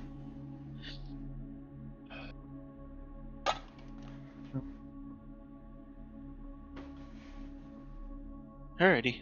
Well, he Well, hopefully it won't expand for. But like I said, You said cold takes out cold. yeah, it does not like cold. Fire is a definite no. That's why it grew 10 times. And thunder, I guess, didn't do much. So, but cold damage started breaking it apart. So, I know Torn's busy, and you're the only other one that has some of the spell casting like I do. That I know of. So. I don't have any direct cold damage, but I might have something I can do in the morning. Sounds good. I'll pop in and advise Torn as well. Okay. As he picks up the box, is it still frosty? Yeah, it's like just frosted over. I mean, it's like, I mean, you can hold it for a few seconds, but like you get a sense that you probably immediately need to put this back in like in a bag of holding or something. Sounds good. I'll bring it. I'll ask Body to throw it in Alice's bag. Okay. Put Alice's bag. Tinu's the one been holding on to it. Yeah. Okay. I'll hot potato it downstairs. Understood. Cold potato it. Sorry. Cold potato. But all right, yeah. I don't know, Kolobani. Maybe you go over. You see Alice and Loey and Yanis over here seem to be having a good old time. Is there anything, Alice, Loey, Yanis, you guys want to do before I cycle back to Tinu? And then after that, we're moving on to the next day. Yeah. While that's going on with Bossy and Kaput, Louis leans over to Alice and says, "All right, lass, don't bogart it. Don't bogart it. You gotta share and share alike." Yeah, she'll like hand it over to you, but she's like her depth perception is just fucked. Brings back memories. Anyways, and he hands the other half of the cigarette to Yanis. Oh yeah, he takes it. He laughs. He goes, "She can unlock all types of doors and stuff, but can't go ahead and hold one of these, you know." You see, he just gotta, he laughs. He takes a few puffs, but Deanna seems to be like in a pretty positive mood. He seems to be healed, but he doesn't like bring up anything in particular. He just stands and watches you, Loie, and Alice. All right, Eddie, I've been... this stuff, I swore it off when we first got to Drakkenheim. If I'm honest, mostly because I didn't have a coin to my name. And now that we're in a better place, and We're still broke. we're not that broke. I did. When I say I didn't have 2 coins to my name to rub together, I mean 2 specifically. I didn't have shite when I got into town. I couldn't afford the 8 gold I paid Erin for this, for a month's worth. So, anyways, that's beside the point, though. What I mean is, You know what I've been meaning to ask, nephew?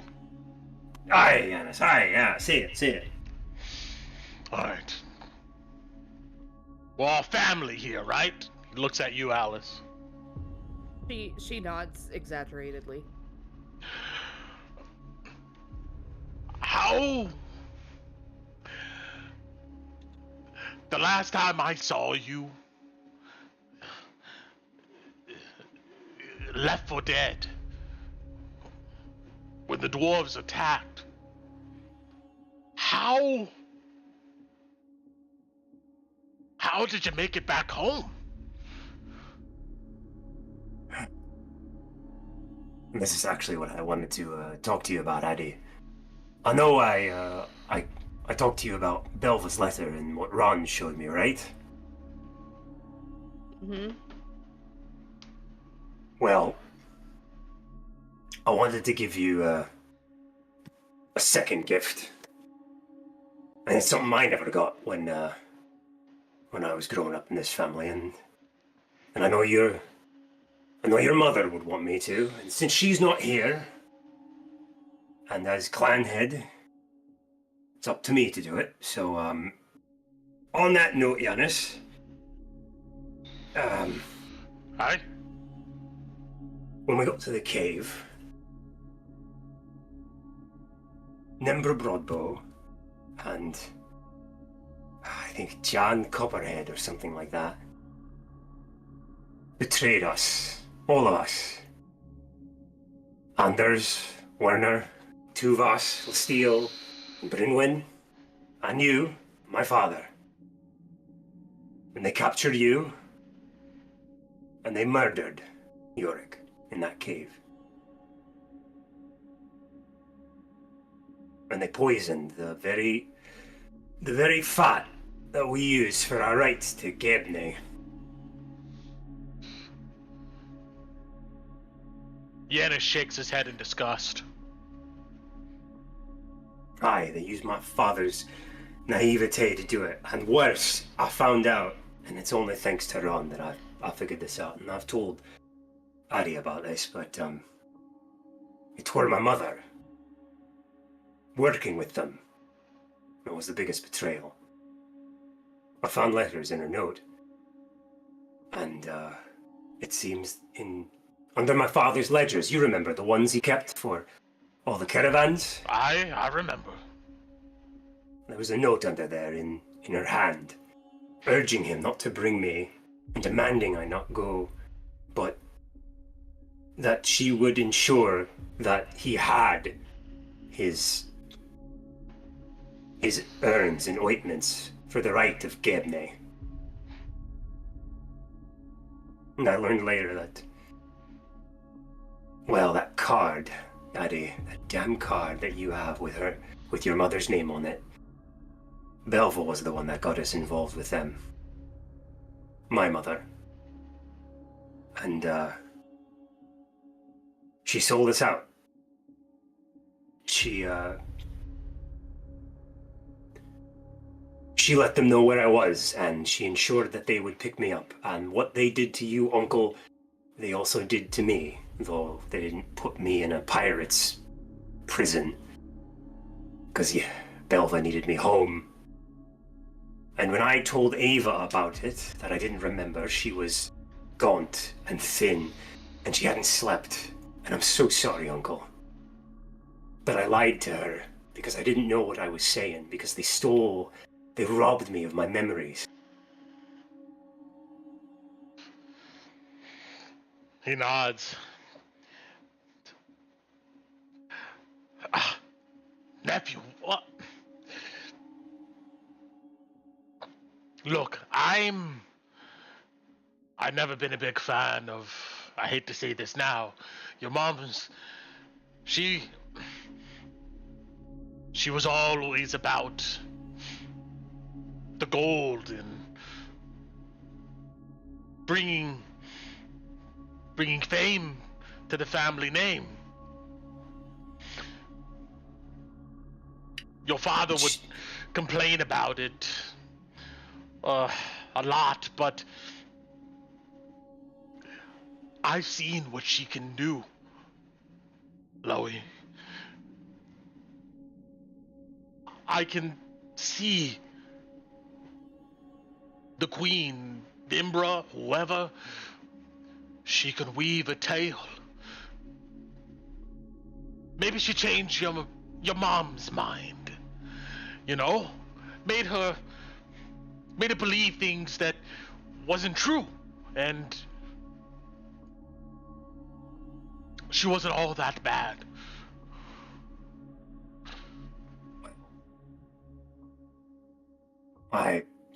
I mean, maybe, but they poisoned her. And they murdered my mother. And that same demand is what drove Clara to the Jones family, and to you, Addie, and... Well, I'd just like to say that it might have been the Jones family what adopted you, Addie. But it were my sister what raised you, and I see a lot of her in you. And in honor of that, and in honor of and being the clan head, seeing as how it's my name that the Thane took, I'm allowed this, right? Addy, I'm gonna give you the choice I didn't have, that my mother never gave to Clara.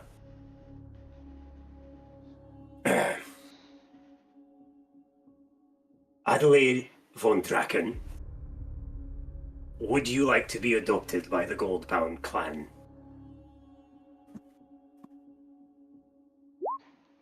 And Lola looks at you. Alice is just sitting there. She thinks she's sitting still, but she's kind of swaying a little bit. And she instantly burst into tears. Lola hugs you. Full on sobbing. There is the truth that there is my point of madness sprint. There we go. Thank you. Take inspiration. Yes. Alice doesn't cry. She is sobbing, blubbering, going in between speaking common, dwarvish. There's something else in there that I don't think Loey knows. But pretty much just...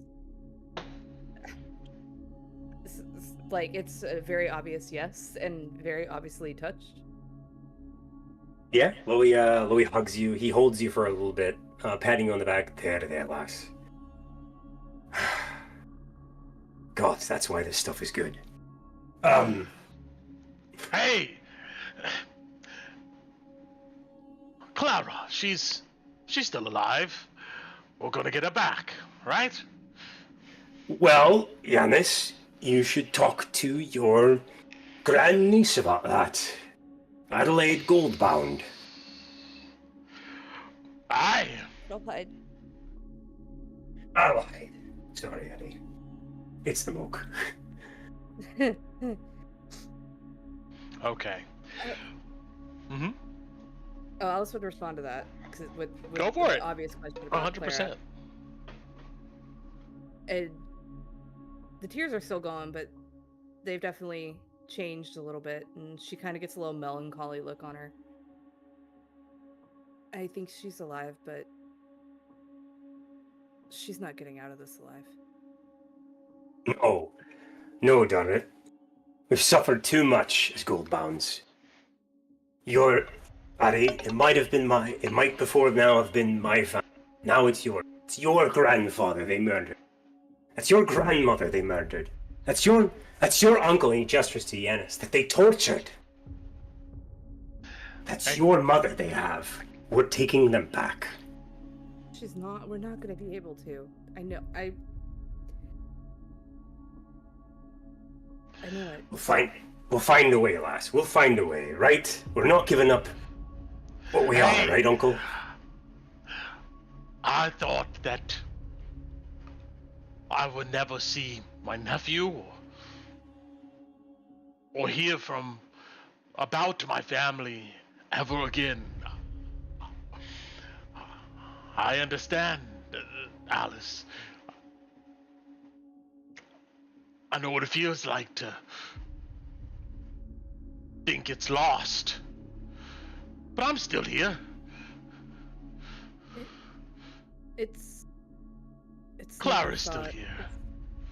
For now, She will be. We'll find a way. We'll break that bitch's clutches on her mind. Whatever the case, Addy. Think of it this way. Look, if the Queen wanted her dead, she would already be dead, right? why do you think she's being kept alive? She's bait. Or a leash. An opportunity, right? Look, Maybe. I don't know much about you, Alice. I can't wait to know more. What I've seen from you, my nephew, and your friends is that when opportunity it comes, you seize it, you take it. Just like Drakkenheim, you make this place yours. It's the only way to keep things safe. Especially with people like the Queen of Thieves around. And when you see... Mm-hmm. When you see Clara again, you're going to take the opportunity. I also actually grimace at that. What? He looks. Oh, I mean, not the opportunity to kill her. I mean, save her. Okay. And she'll reach over and pat Yanis's shoulder, but she misses the first 2 times. And then she pats him on the shoulder and holds him to steady herself. Yeah. Okay. And yeah. guess what? And I don't care what any papers and a church say about Dragonborn or Mageborn, excuse me. You'd make a fine queen. It's the only way we're gonna have somewhere to live. Gotta be in charge of the place. No more Fanes telling us what to do. Nope. And yeah, Alice will just kind of nod along. But then she'll look over at Yanis and you've seen her, you said. Clara? Well, obviously her. No, the queen. Oh. You can see trepidation over his face. She used to come to me, yes. Were they right? What they were saying in there earlier about her having glowing eyes? You could tell he's in his mind's eye, and he's. Hi. She'll tap her own eyes that glow at night. Well,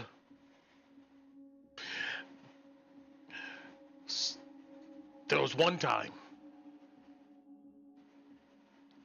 she came to me with her mask on. She always wears this mask, and her eyes glowed of magic. I always thought it was the mask, just,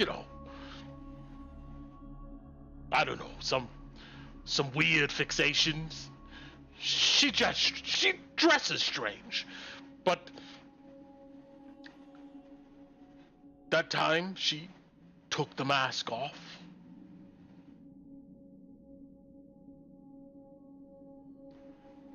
Her eyes, purple emeralds, they still glowed. I felt like I was looking at a demon. So yes, to answer your question, I'll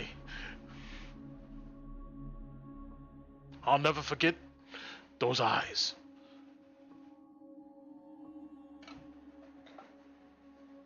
Then I also kind of nod.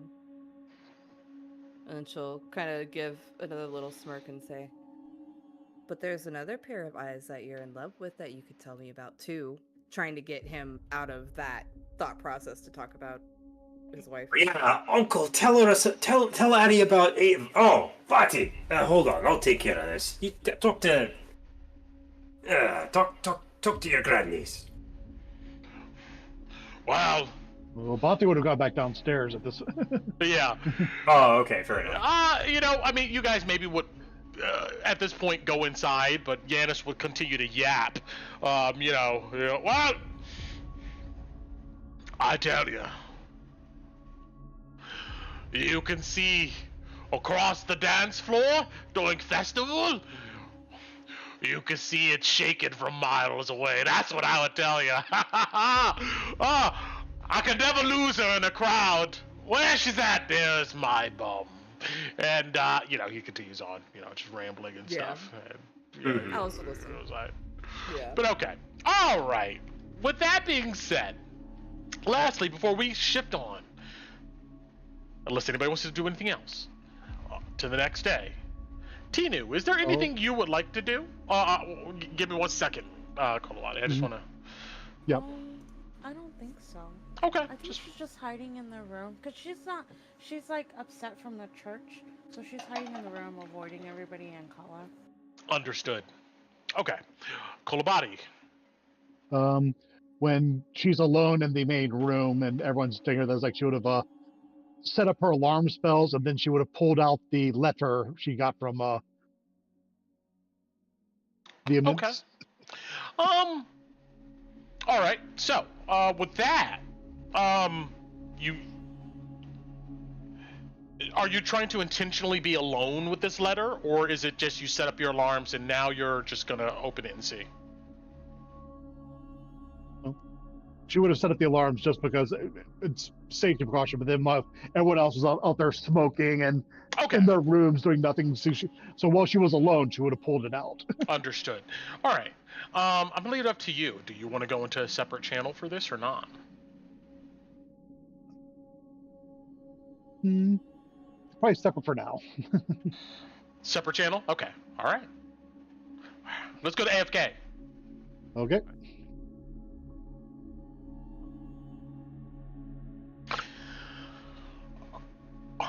So, okay. You look around. And you can hear chatter outside. You've set up the wards for the evening.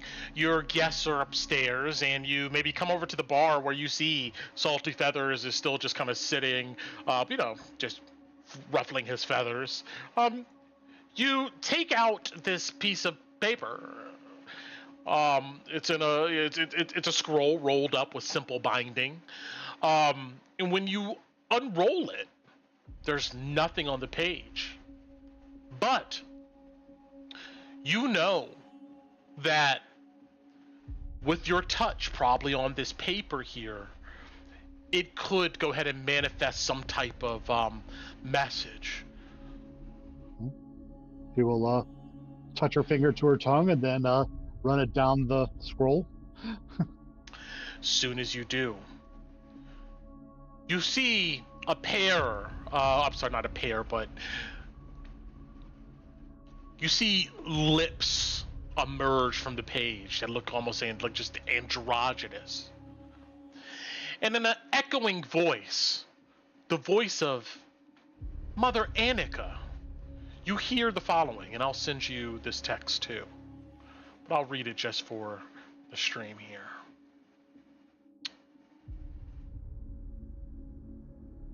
Let's see.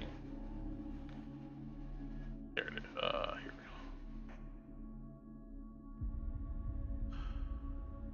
Bati, we've been waiting to hear from you for weeks now. The spirits told us you didn't perish, but whatever is around Drakkenheim is cloaking you from us. I know it's tempting to latch on to the desires of souls, but it takes time to learn how to tolerate their yearnings, time which you haven't spent following whatever they're whispering to you is dangerous. What they think matters is deranged and built on their traumatic memories. What's real to them may not be true in today's world. You should return at once before you get yourself killed. And if that doesn't bother you, it's only a matter of time before whatever you're doing is going to affect your family. Your mother has already reached out and said she received a disturbing letter from you. And Iogen? What does he have to do with anything? I haven't heard that name in centuries, maybe longer. He was the last male Drakkenheim. He was of the first generation of elves that arrived to this world. More importantly, he was a traitor to our people. He told the old denizens of this world, the sorcerers of legend, our powers. He led them to Aladria, which led to Queen Genevieve's grandmother being kidnapped by them. None of our powers could find where she went, and she was presumed dead. In times long ago, we sent many to bring this Iogen to justice, and all failed, but times change, and given enough time, even the most awful crimes are forgotten. If he's alive, he's dangerous, Kolobati. He betrayed us because whatever ghosts whispered to him convinced him that the destruction of our people here in this world was more desirable than whatever he believed. Without brothers and sisters like you and I, It's easy to get lost in the call of the souls from the shadow. Can drive one mad. I feel the same is going to happen to you if you don't come back.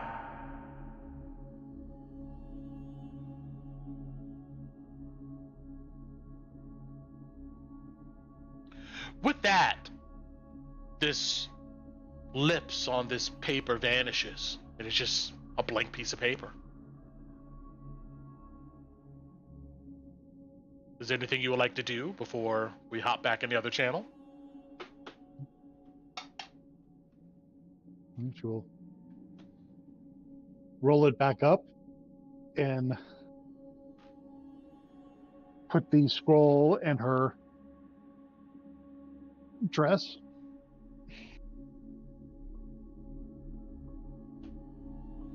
And glance at the shadow where I'm sure Despair is watching. The longer you look at this space, the more the shadows on the wall condense into this figure of her. But she just stands there. You feel her essence, but she doesn't say or impart some feeling on you.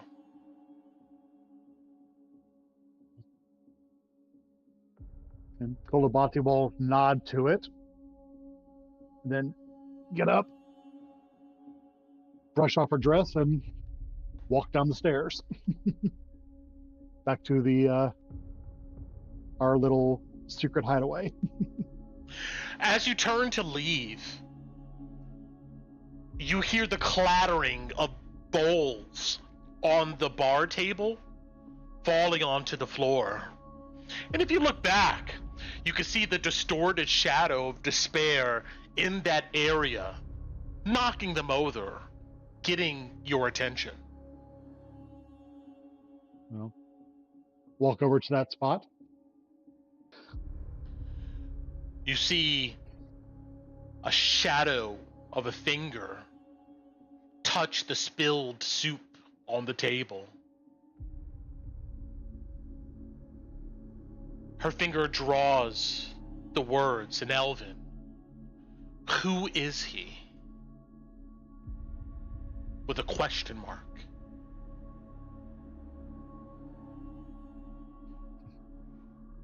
Eogan? That's what you get in sense that she's implying, yes.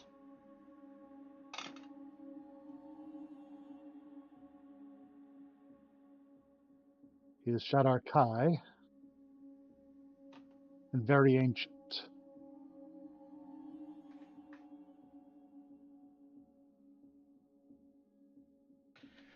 You see another message sprawl out across the spilled stoop that says,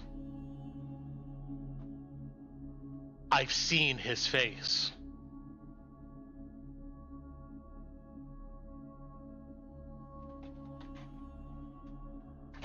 From before?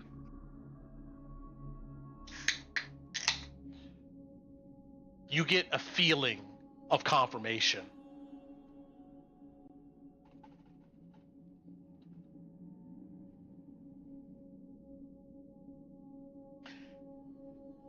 And note this, that we have some lore work to do next session, and some of this will make more sense. But, you get the impression that, from your experiences with this ghost by the name of Despair, that if Eogan is ancient, and Despair is, from what you understand, she passed away,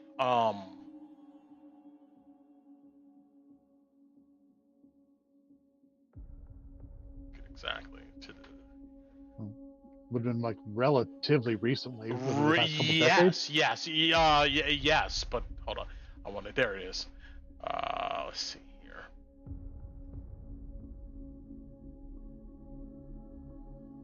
You would know she passed away 9 years ago. And for her to say that she's seen his face but does not know who he is an interesting conundrum.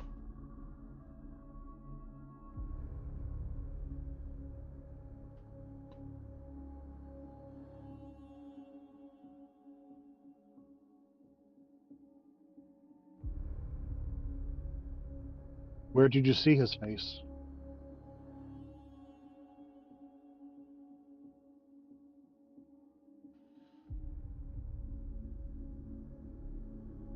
The beach is what she spells out to you.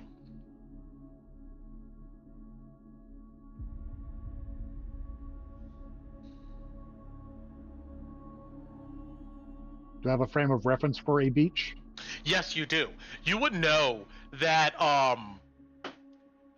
the ritual that took place for you to officially become part of the Gloaming Convent took place on the volcanic beaches of the Isles of Skye.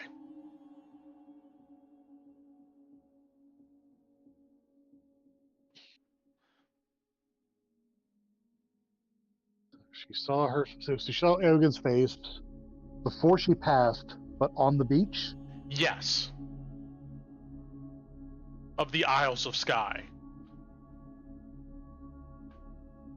Which brings up a question to your mind is that, far as you all know, this entity has never been to Eladria or the Isles of Skye. But your only frame of reference of a beach that she's talking about is the one that you were on for your ritual.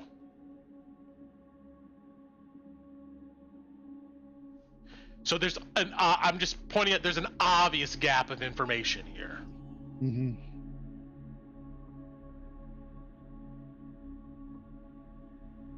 Yeah, she's trying to, Coldbody's trying to frame a question that doesn't set her off, essentially. No, got it, 100%.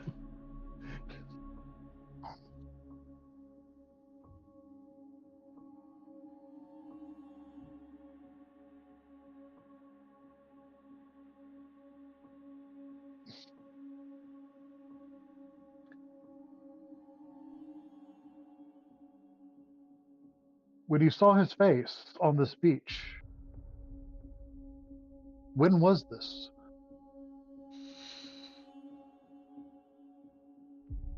You get an impression of a decade ago. And another thing I'll bring up now, which we're going to get into next session, is you would also know that Osaria Autumnfall, one of the previous queens of the elves and the Isles of Skye, she was on a beach prior to her death.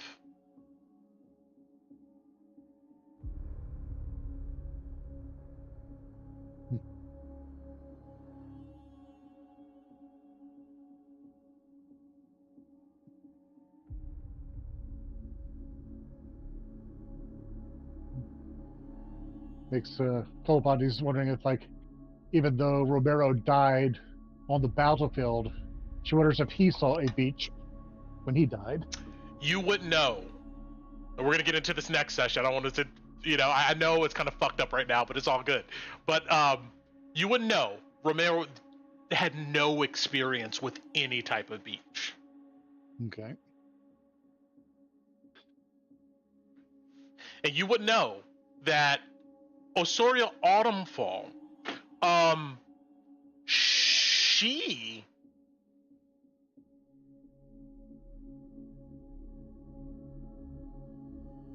died 1,200 and something or so years ago.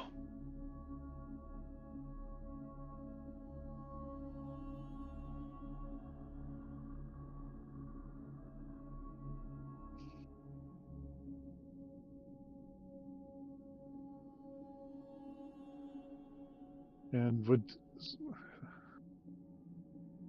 So, based on the conversation, is the queen that the letter is referring to Astoria or another queen? No, it's referring to her. Okay. Yes, Just wanna make sure. make that crystal clear. Mother Anika is telling you, from what she knows, that Yogan resulted, whatever he did resulted in her, Osaria, being kidnapped and taken from the Isles of Skye. But yet, she died on a beach. Actually, she didn't die on a beach, but a beach was a large part of this component of her passing.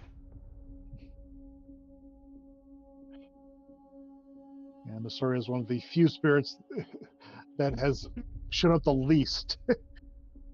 True.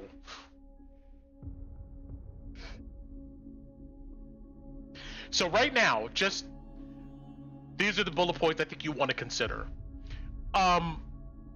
This despair apparently 10 years or so ago perished, or a beach was involved before her passing. Same thing for Osoria Autumnfall, who perished 1,000 or so years prior. There was a beach or so involved, but Romero, no. As you correctly said, he seemed to have perished on a battlefield.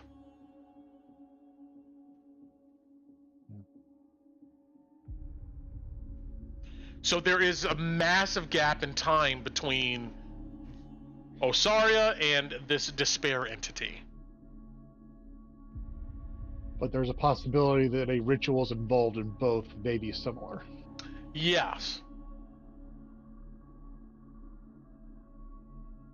And considering despair is not the most communicative, I would definitely need to see if I can coax Astoria into conversation, or at least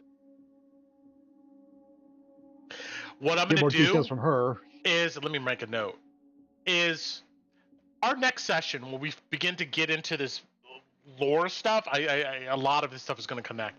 But I'm going to say that the next day is just going to be her.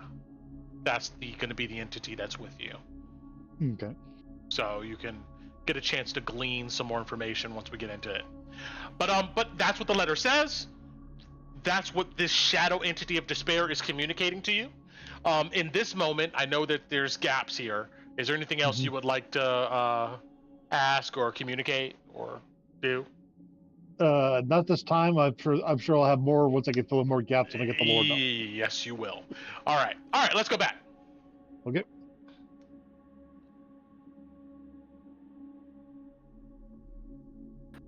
All right. Hey, we're back. So, welcome back. Yes. Anybody else would like to do anything this evening before we go ahead and fast forward to the next day? Popcorn Deku.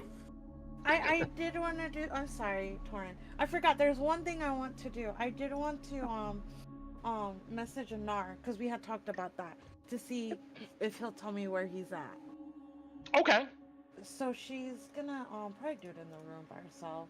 She wait, 1, 2, 3, 4, 5, 6, 7, 8, 9, 10, 11, 12, 13, 14, 15, 16, 17, 18, 20, 21, 22, 23, 24, 25. This is too much.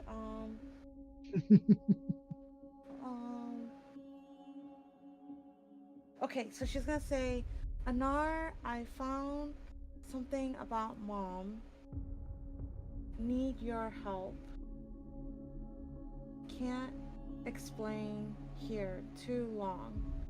I need to see you in person. Please, where are you? That's 25 exactly.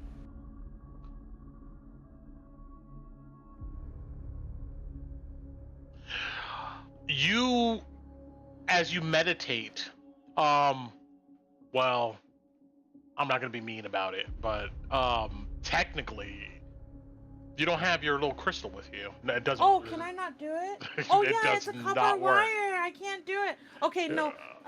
She'll do it, and then she'll be like, "Oh, I forgot. I can't do it." Kalina And then would give you that's your it. crystal back if you. No, Okay. no. I'm not gonna break that Okay, because okay. I'm gonna be in character. Yeah, I haven't Okay. talked to my sister. My crystal is with Ophelia. I don't know that she has it. Okay. But I would say I would do the sending, and then I would realize, oh, it didn't work because I don't Yes. have it. Okay. Yeah, we'll do that. Okay. All Sorry, right. guys. Oh, You're good. This is when Tinu in game realizes, oh crap. Okay. So let's go ahead and move on here because we still have an opportunity. Oh, I'm sorry. Is there something you want to do? Tor? I can. My thing is a thing that can happen in any way. If you want to move on, I can wait, and we can. I just want to get to the next day. If it can happen on the next day, we'll go do ahead. it then. Okay. All right. So, all of you get a long rest in, and you are reset accordingly. You remove a level of exhaustion, all that good stuff, and let's see.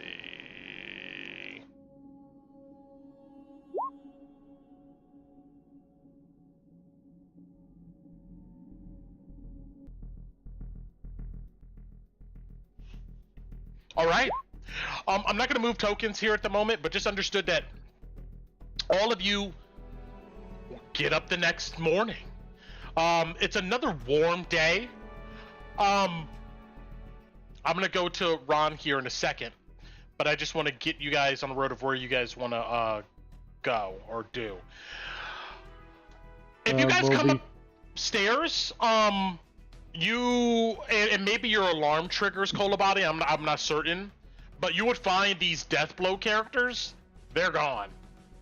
You will see a note is left on the bar counter saying we'll be back this evening, but they're not there. Okay. You guys collect your things, gather your items. It's another warm, nice day near Emberwood. Before I get to Ron, from what I understand, you guys are going to head out to Drakkenheim and stop by Shepherd's Gate. Then you're going to the Queen's Garden. That's what I have of the plans that we talked about last time. So, what I need to know, anything left you're going to do in Emberwood, or you're going to wait another day to cure another level of exhaustion? Those are the two things I need to know. So. Oh, go ahead. Go ahead. So first question, at this point, who still has exhaustion? Because after that long rest, I believe it is only Kolobot. True.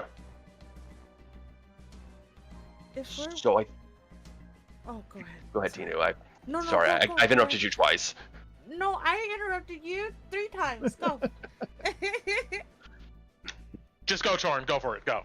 Okay, so the question, I think, if Kolobot is the only one with exhaustion still, does she feel up to going into Drakkenheim, or does she feel like she needs another day and we can go? Well, you guys get together and ask each other. Go for it. Yeah. Well, so because of the way exhaustion now works, Kolobot will definitely be slowing you all down. Yeah. Oh, because in 2024 it reduces our speed. Oh, I forgot. It reduces my speed, and I get a -2 to everything. Yeah. It is not the instant bad it is in 2014, but it is a much more kind of insidious build-up in 2024. Now, we could fast forward to the next day. If nobody's, I mean, you guys got most of your shopping done. I do know that it's been booked that Tinu wants to try to connect with an R. Yeah. Yeah, so that's what I was going to say. So if we are waiting that day for Bati to gain that level of extraction back, that day Tinu would approach Alice and ask her to, let's go to the Falling Fire camp to go look for Anar there, since I can't use my spell. Yeah. Why can't you use your spell? You just need a copper wire? So because no arcane focus, you can't use any of the spells that have components. Well, the way it usually works, Ku, is that the focus replaces any non-monetary component. If you can still, as a cleric, get components and cast the spell. But what I think we're getting to is in character now, we're figuring out that, like... Yeah. She don't got her shit. Yeah, she doesn't realize. And she's coming to Alice with it. You would you would instantly feel the distant connection, Tinu. But you would also know that, as I put in our private channel, you can resolve this easily. You could call said thing to you if you so choose, but but she made the choice to give it to Ophelia, and that was significant to her. Okay. That's why I'm not doing that. No problem. But I could go buy a copper wire from Aldor, though, right? True.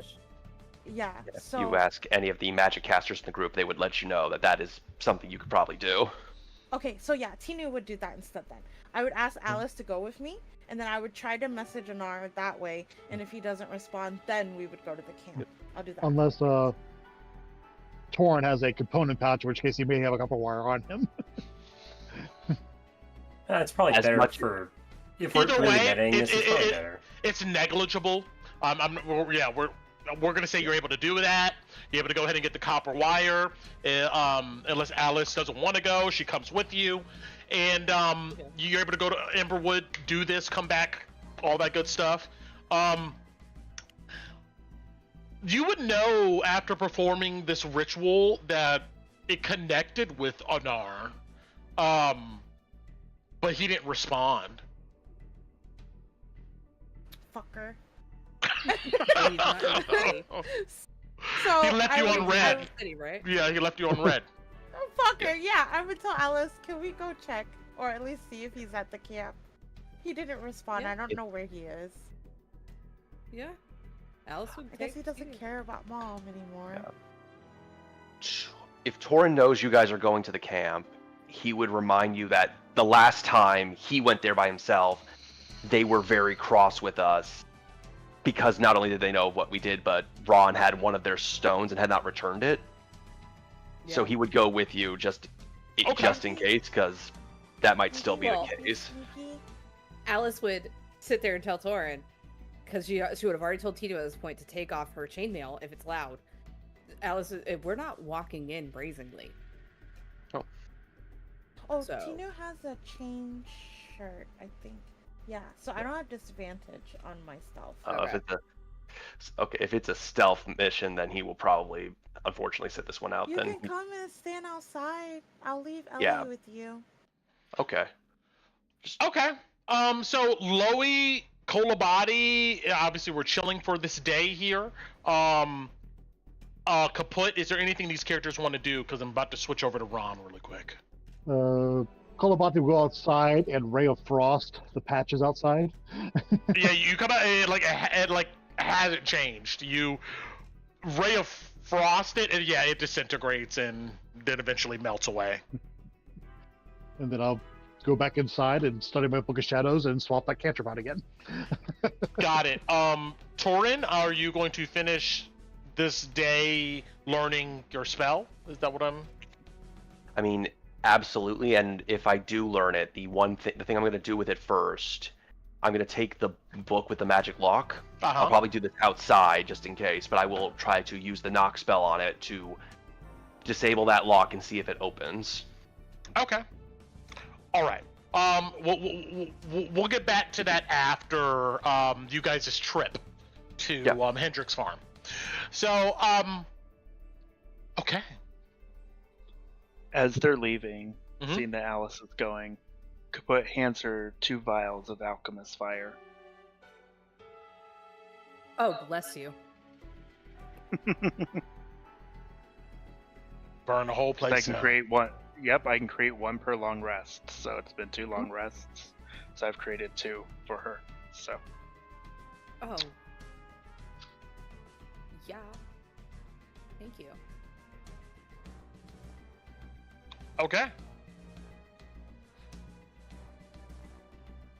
So we're on the 3rd day here with Ron.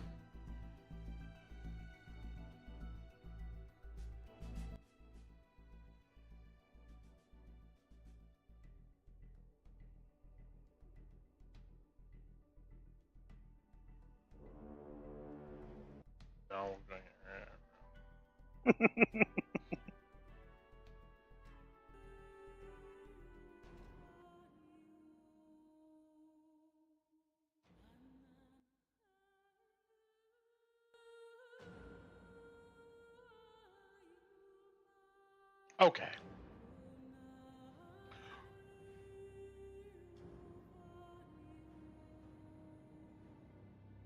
Let's go here.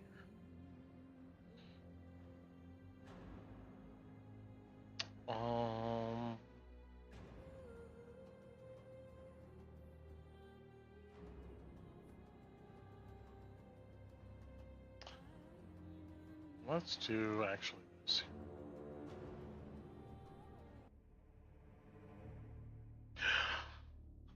Ron. Yes.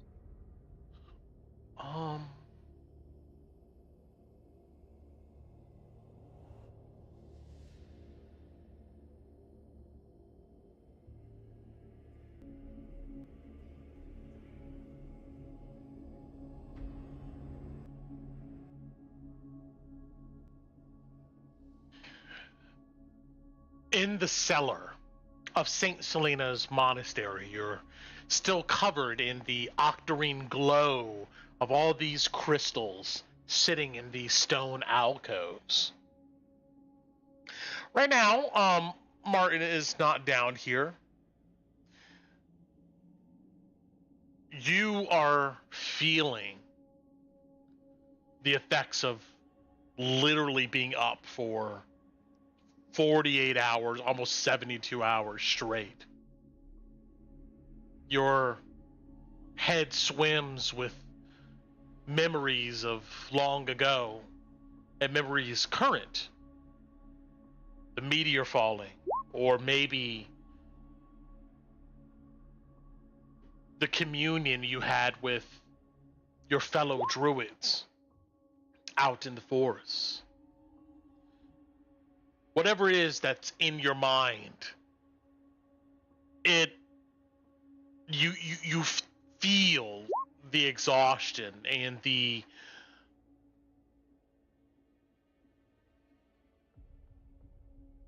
I guess just mental languish, we'll go ahead and say. Mm-hmm. You look across the room, and laying on the ground is Sir Virgil Underwood, who's been brought back down here again after another session of him being dragged off to wherever. You know that when they brought him back now, he's dressed in simple tunic. His armor and stuff is long gone. And he looks emaciated, desiccated. His skin is pale. You can see a network of black veins across his neck, climbing up his jawline. His hair is thin. He looks like he's dying. He groans occasionally, and sometimes he hums some hymn from the Church of the Sacred Flame. But after hours of silence, of you sitting here, contemplating the words of Lucretia Matthias and poring over her testament, Virgil says,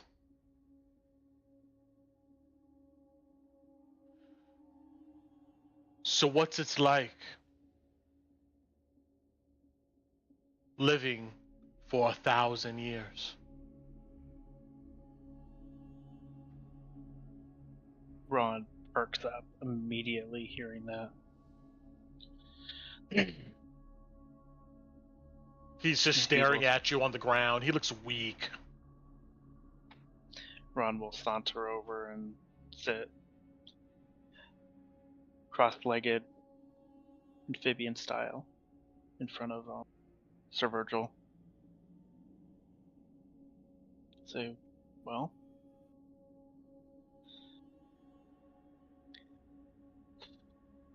there's a lot to it.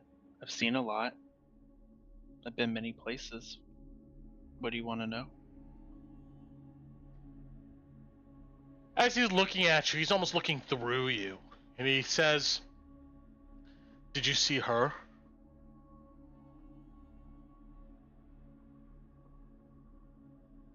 Who? Saint Arna? He nods. I always wondered what she was like. No, I was in a different plane at the time, but I have seen the two angels that took her off to her final resting, Gabriel and Michael. Gabriel and Michael.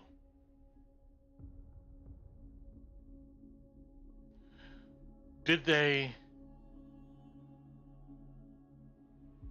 comfort her?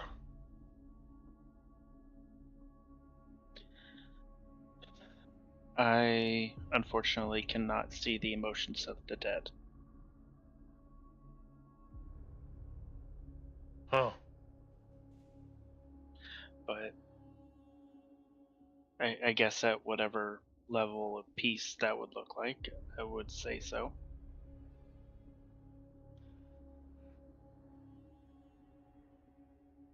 After living so long, are you scared to die?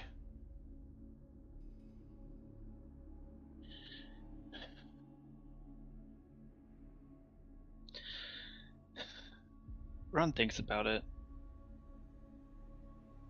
Says yes and no. I mean,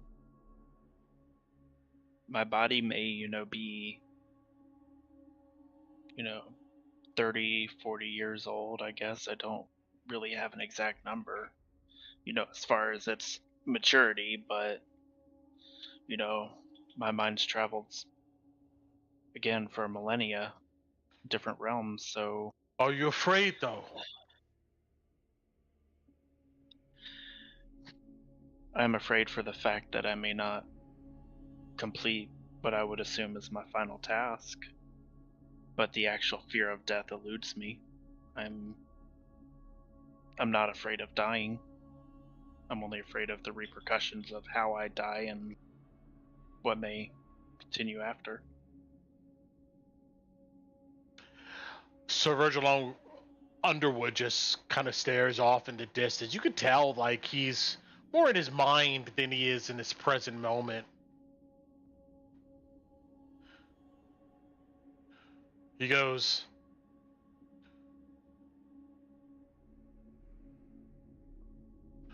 I'm not afraid to die. But I am afraid of unfinished business. Ron nods in agreement.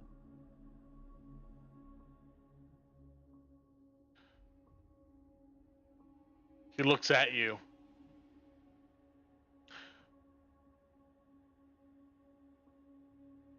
My wife.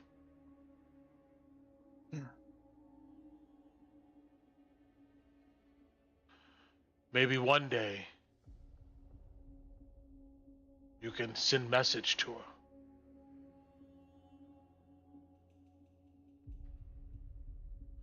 Not of any of this. I don't want her to know about any of this.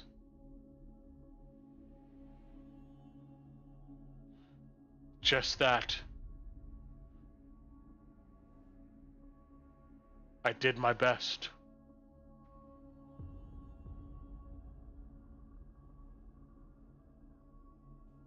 Ron thinks for a second. Would you then like a hero's death if I have the opportunity to speak with her? Yes. A hero's death. Fighting the Garmir sounds real enough for you? Killed by the Lord of Feast himself? On my griffin. Got it. We fly into the battle.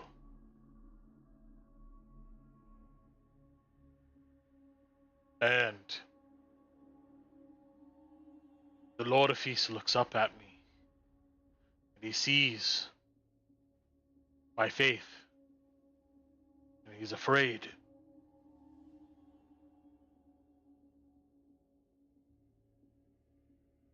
he cowers. And Saint Tarna appears above me and tells me to strike him. I will be a legend to my sons. And I do it.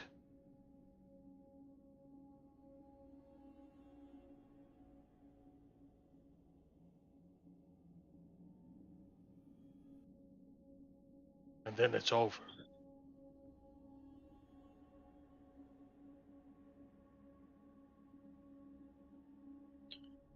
Ron just nods at him. Is she a member of the Sacred Flame as well?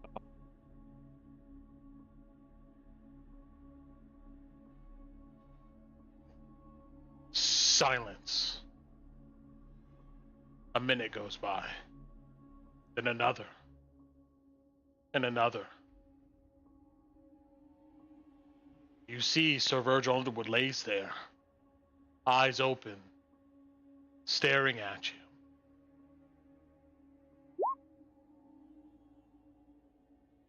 But he doesn't respond.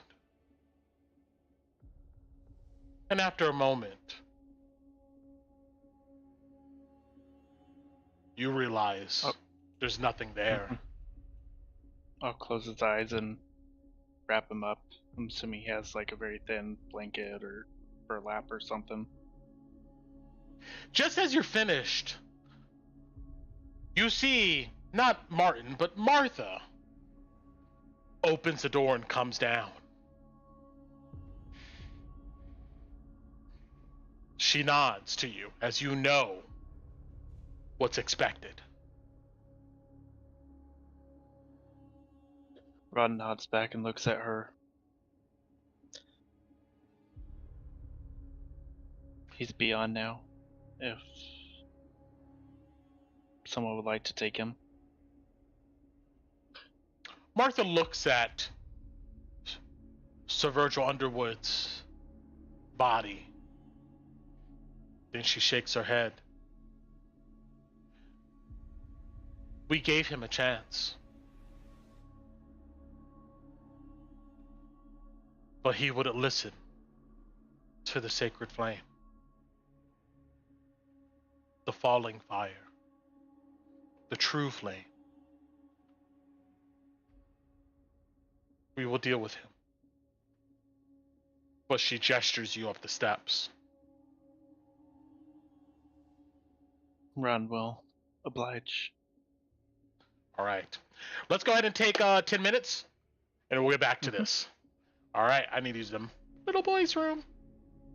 Enjoy it.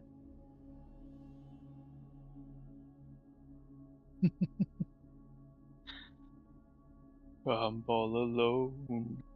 There's no one here beside. Actually, no. There's like 1,000 souls in here.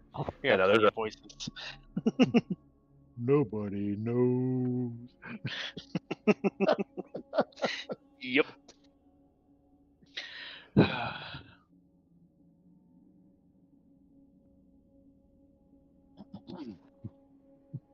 Well, now I really don't know how we're going to save Ron.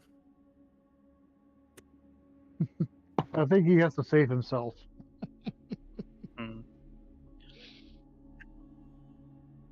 No, we could have. We can always use the Sacred Flame to try to get him. Options been presented to us. Let's. I guess we should talk about that. Since that was an option we didn't discuss. Do we want to try to assault one of those areas to find Anar and Ron and get the helm with Ku? And with Tinu and Kalina.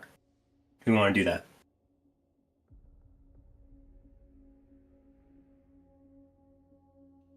I mean, I'd leave that up to them how badly they want to get their brother. If they want to do it, I would try. But like meta-wise, it's a personal quest, and those are it is. pretty cool to complete. Yeah. want to, but I don't want to. Well, you're gonna have a moment to decide that soon here. But I'm back. Nobody left, but I don't know. Are we good to go, No. or are we still waiting? We could take 10 minutes. Yeah, for real. Like, yeah.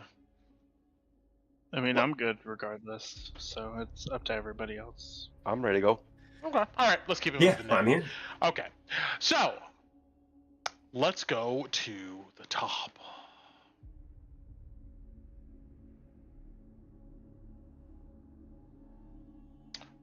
Bam. All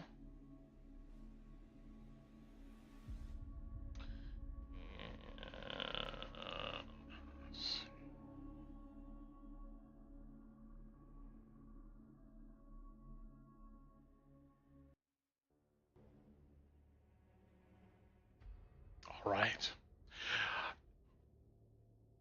Ron, once again, you sit before Lucretia Matthias.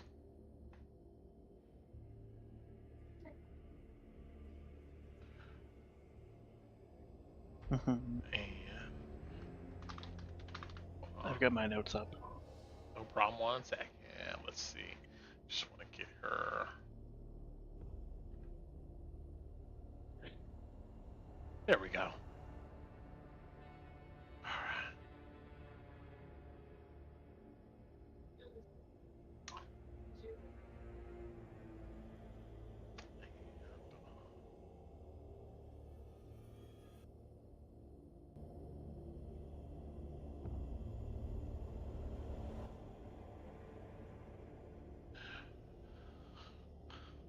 Weak and maybe a little delirious, you sit in front of this old lady, deep cracks in her face, but she smiles at you, welcoming. Ron smiles back. Before we begin, is there anything you would like to discuss?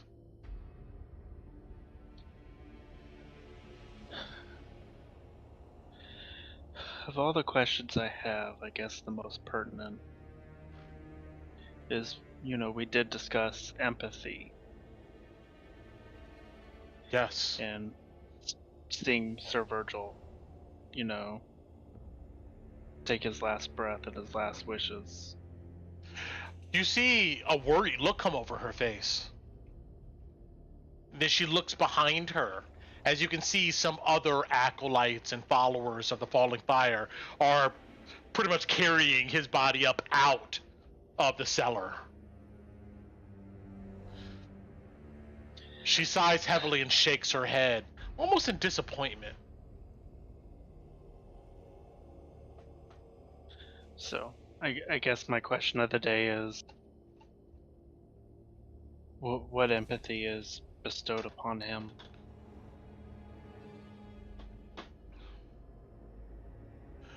Well, that's something that he's going to have to, or his soul or spirit, is going to have to figure out in the realms beyond. Time is short. So I hope that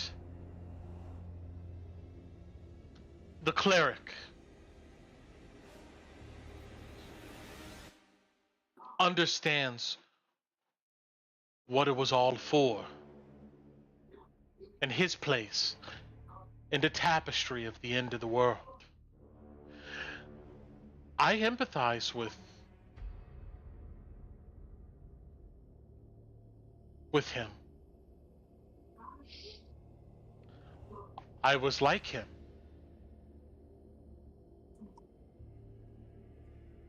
Consumed by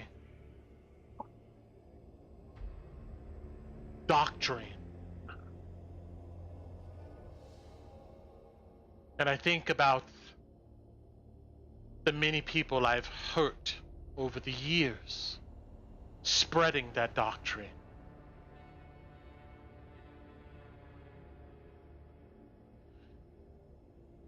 This knight here of the Silver Order, we've tried to get him to see the damage he's done. The people him and his order are responsible for killing.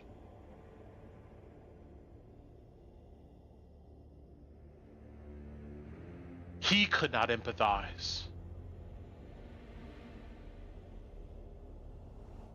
And I guess the falling fire decided to consume him. And like I said, right now there's still a chance that his soul can be saved. But there's nothing us here in the mortal realm can do to change that. It's up to him and the souls in the afterlife, and whether he decides to listen to the divine light or see through the masquerade, and his soul may fall towards the falling fire. There's no way for us to know. But I feel for him because that could have been me. That could have been you.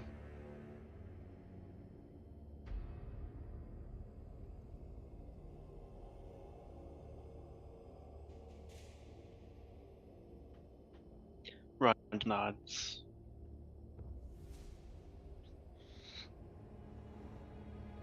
What would you like to discuss today? Or, if you still have other questions along the line of our unfortunate happenings, we can still talk about that. Or we can go on to our resolutions. We have faith, trust, and sacrifice remaining.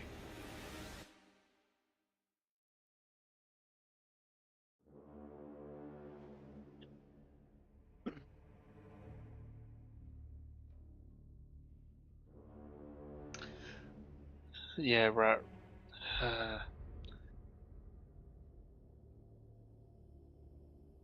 Okay. Ron looks at her and goes, if this one's in the purview, are you familiar with what's been termed to me at least as the Fansuk, the dream world? She kind of cocks her hide curiously to the side. I know that druids of various types have different names for the worlds of dreams.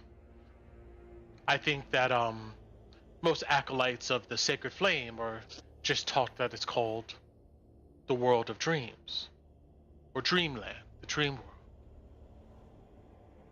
But why do you ask?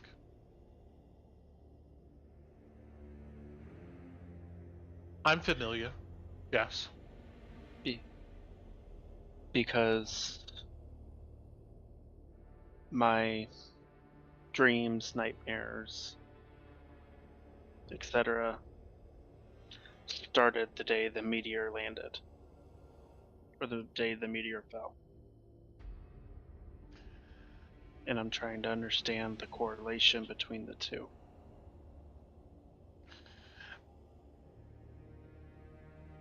Many have begun to experience nightmares since the falling fire. They're omens.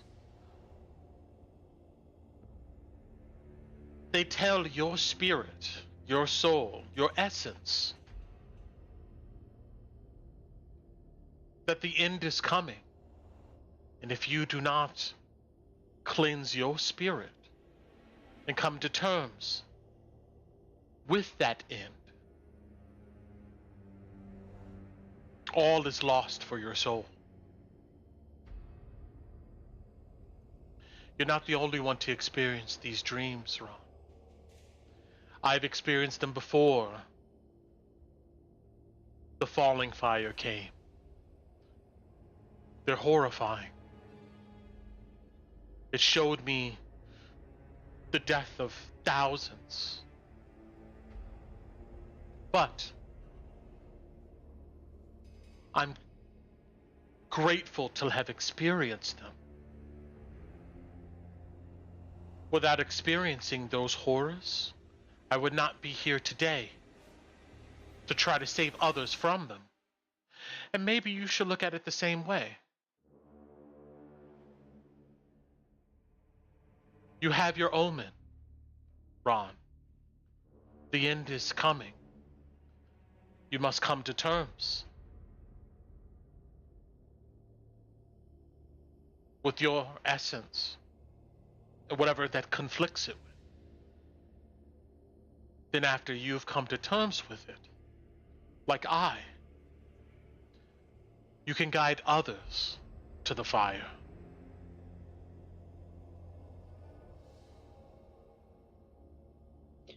Ron just nods, but doesn't say anything. He goes, "Thank you for the wisdom." She smiles. She says, faith, trust, or sacrifice? Trust.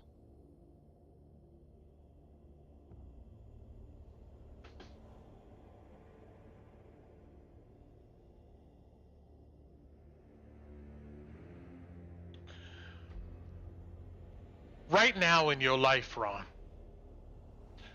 who do you trust? And who don't you trust?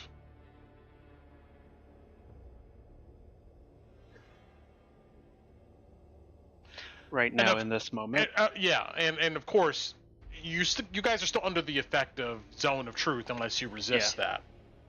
Nope, no resistance.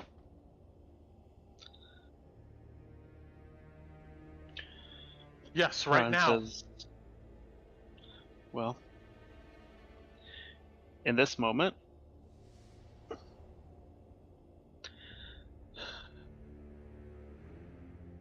as I have not been found and presumed dead, the only ones I trust are myself and old Zoya. It's interesting. You place your trust in mortals.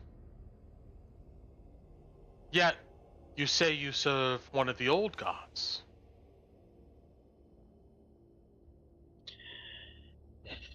I do, but many mortal lifetimes ago, so to speak, I was taken to her shrine in the world of dreams, as you call it, and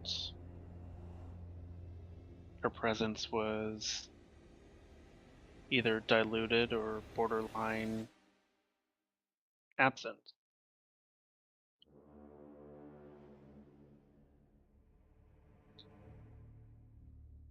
You saying your god has left you?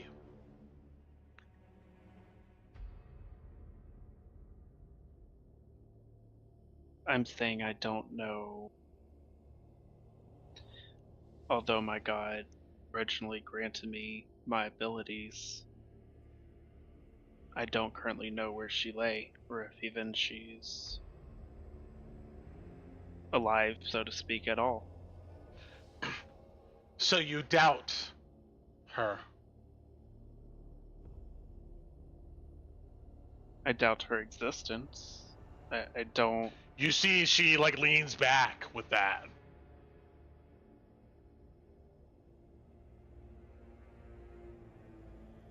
You doubt her existence? I doubt her current existence, not her. I believe she was. So you believe she may have died, or be a dead god, no longer reachable to you, except by meager rituals?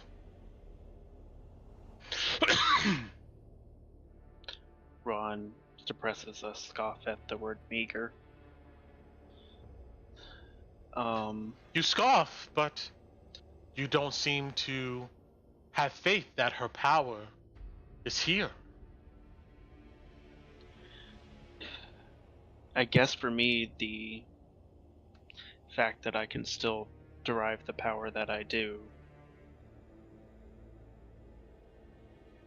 gives me, as we've termed it otherwise, hope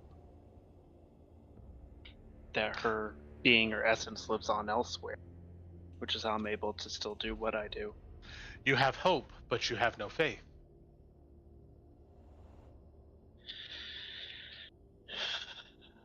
She smiles. She goes, I ask you these things, Ron, because they are difficult. You're not the first who's came to me who questions the gods they follow. Many come wondering, where is the divine light in this world that's overcast by darkness? They can't find it. They're like you. They're not sure the full power and the essence is there. They're not sure they care at all.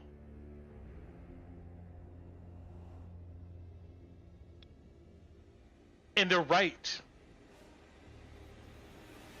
They're right to be suspicious of their gods.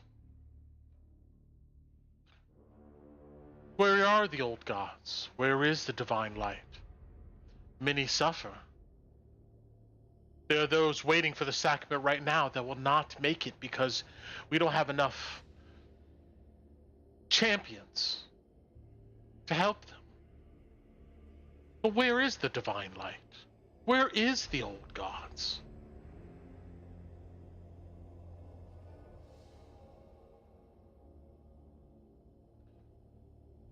There is an answer.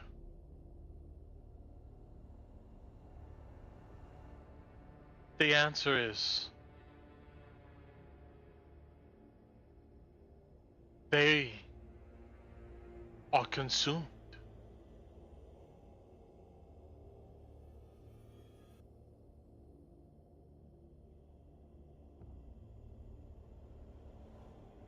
Consumed by what? A force greater than them. The divine light, the old gods. They're consumed by the falling fire.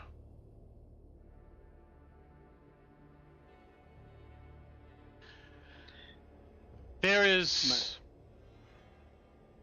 legend and lore and study that says, well, at least they teach the acolytes at Michael's Gate this, that when the divine light spread across the world, it consumed the old gods.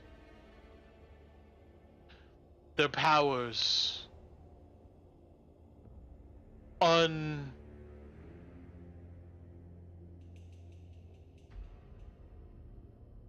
their powers weak in the face of the divine light. But many don't ask,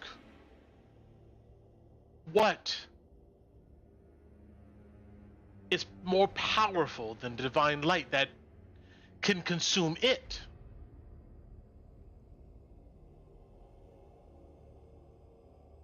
The answer is obviously the falling fire. That's what consumes the divine light. Just in the way the divine light consumed the old gods. Can I insight check her on that? Sure.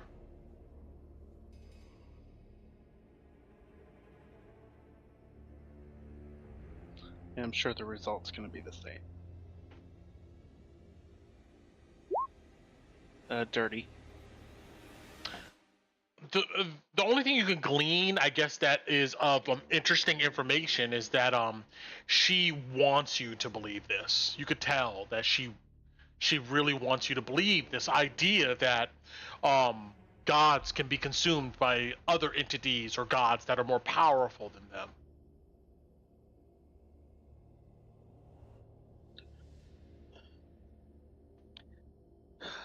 She believes it. She wants you to believe it too. So,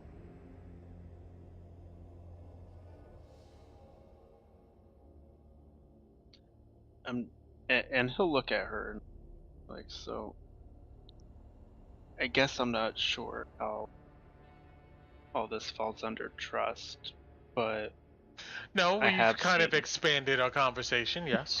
and he nods in understanding. It's like, so, but I have seen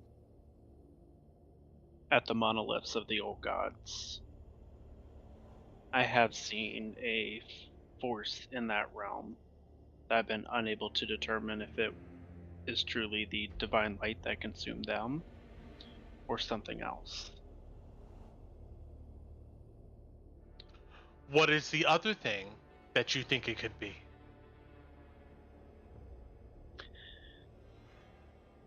I don't know. The only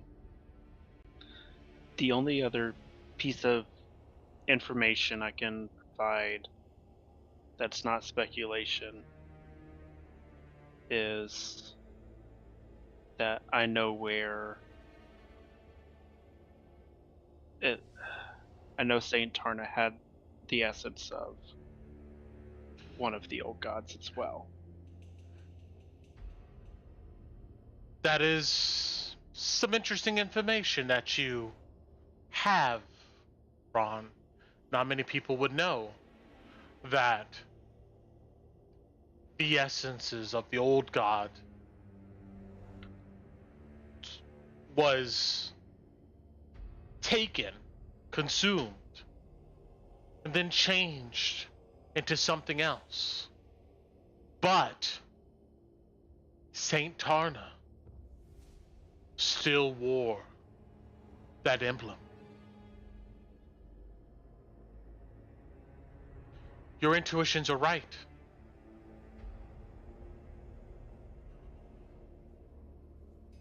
The old gods were consumed by the divine light. But now the era of the divine light is over, and it shall too be consumed.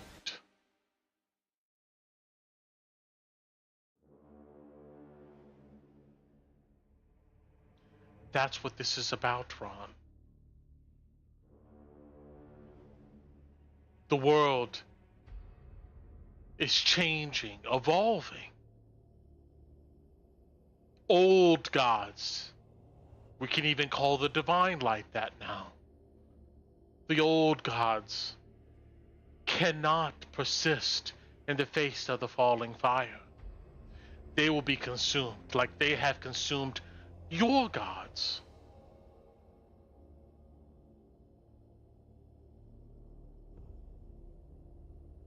And like you feel homeless, uncertain, maybe a bit lost, those of the divine light will feel the same. Where have their gods gone? And the answer will be is the force of the falling fire. That is what will rule this world. Well, that's their predicament on Judgment Day, not mine. You say it like you have some other option.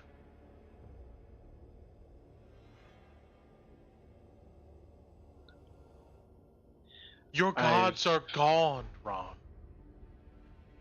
The power that you channel is but a trickle of what it used to be millennia or so ago. They are not here really anymore. Your powers can be so much greater.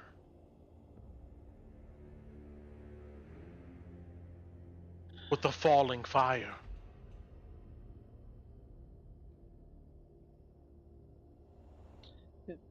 Ron nods and says, She presses you. She goes, didn't all of your clan die? Or were consumed? Did they not go into the Fan Suk and did not wake up? In a way, yes. In a way, no. They didn't wake up. They were consumed.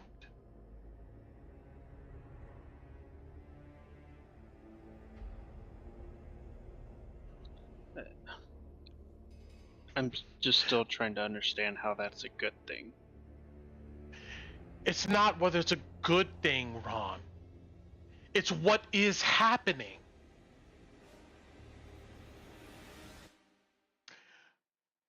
The gods will do what they wish, regardless of what we think. We are all on their waves, riding them, holding on for dear life, or at least the life of our souls.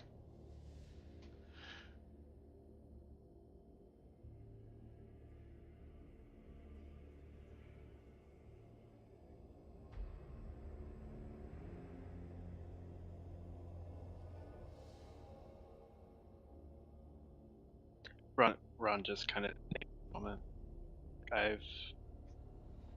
Your family, your kinfolk, your blood perished because they could not see the future. They looked towards the past. And while they were looking in that direction, they were consumed. What will you do?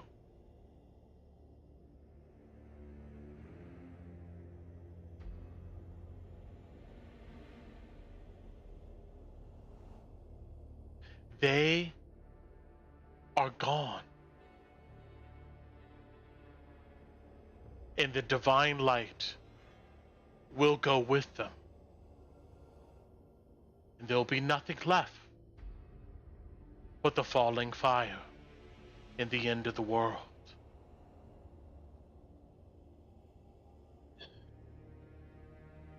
Then I guess that's where my place needs to be if I wish to,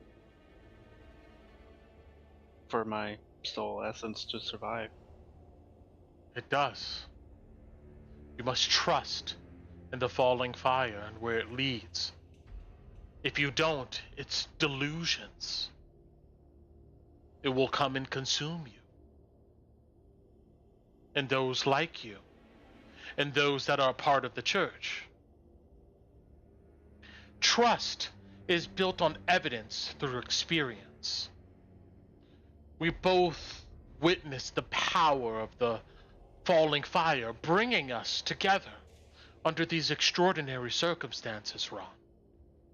It may be hard to have faith in the purpose, but we can trust that the work is there, that our sacrifices, mine, yours, are real. Real results. If you can trust my path and what I've seen, and what you've seen with your own eyes in your dreams,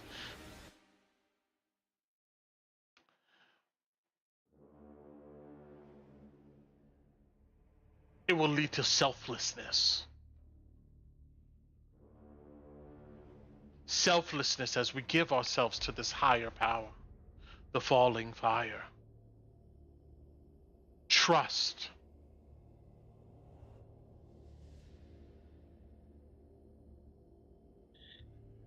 Ron just nods. Okay. She continues on. And with that, she of course would offer you, at the end of her lesson, more of her blessings, if you so choose.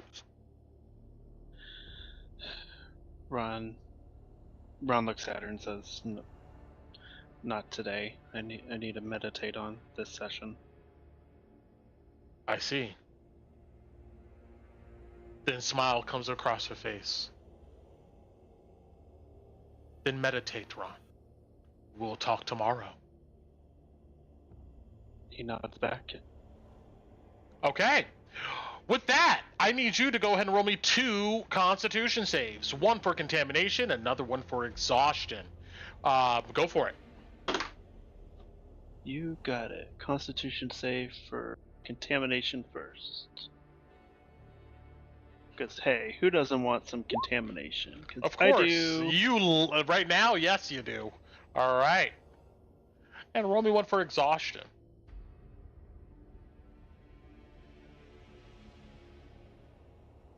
hopefully no. So wow, DC being 20 at this point, you are still up and going, laser focused. Although you begin to feel a little sick. And with that, we'll go back to the rest of our party here. So, let's see. Let's go to Emberwood Village, and let's go to Hendrix Farm.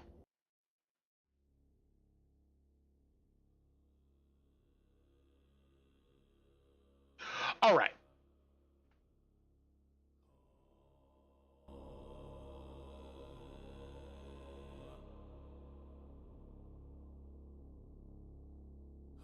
I have everybody on the map here, but it's okay.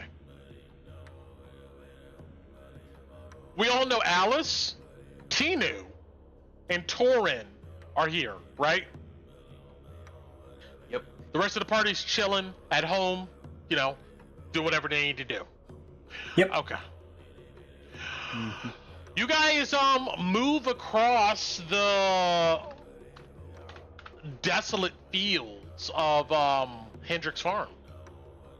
And you find there's a bunch of tents and stuff out here. People are everywhere. And the smell of unbathed bodies is everywhere too. Lovely. Hendrix Farm lays out before you in the short distance, across the dead farm fields. You see a lot more tents out here than before, easily double. The influx of followers a week or so ago has made them inescapable at Emberwood. And they have traveled up and down these roads to Emberwood and Drakkenheim and back and beyond.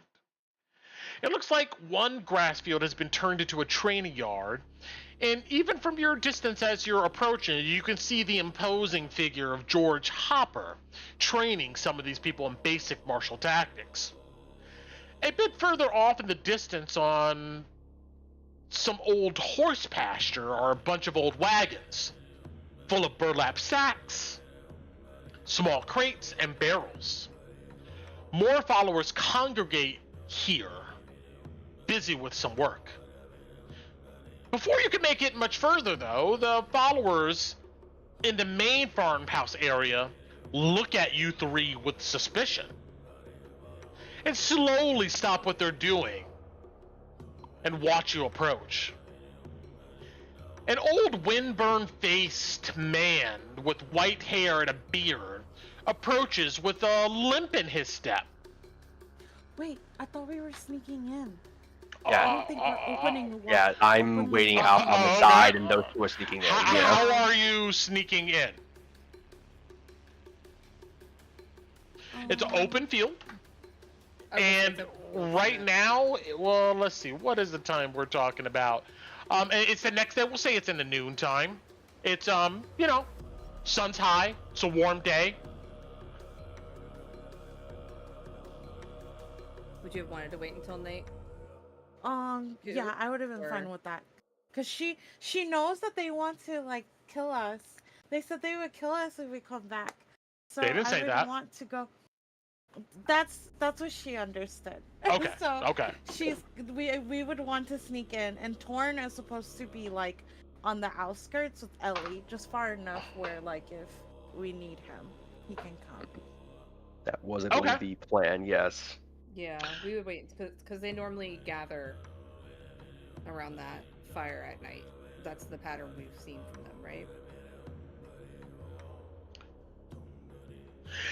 Yeah, so if you guys wait till the evening time, you know, the sun sets around 9 p.m., you find yourselves at the outskirts of Hendrix Farm. And what I described really hasn't changed. That's kind of what you see from a distance. But you stand at the edge of the farmland. It is dark out. You can see that there's a raging bonfire at the main farm area of Hendrix Farm. And you're sneaking in where? To go where? What are you trying to do? Alice would look at Tinu and ask her if she would know where Anar would be here. Last time we were here, was he around the fire, or was he in the building? The last time you guys were here, you guys met up at the bonfire and listened to Nathaniel Flint speak.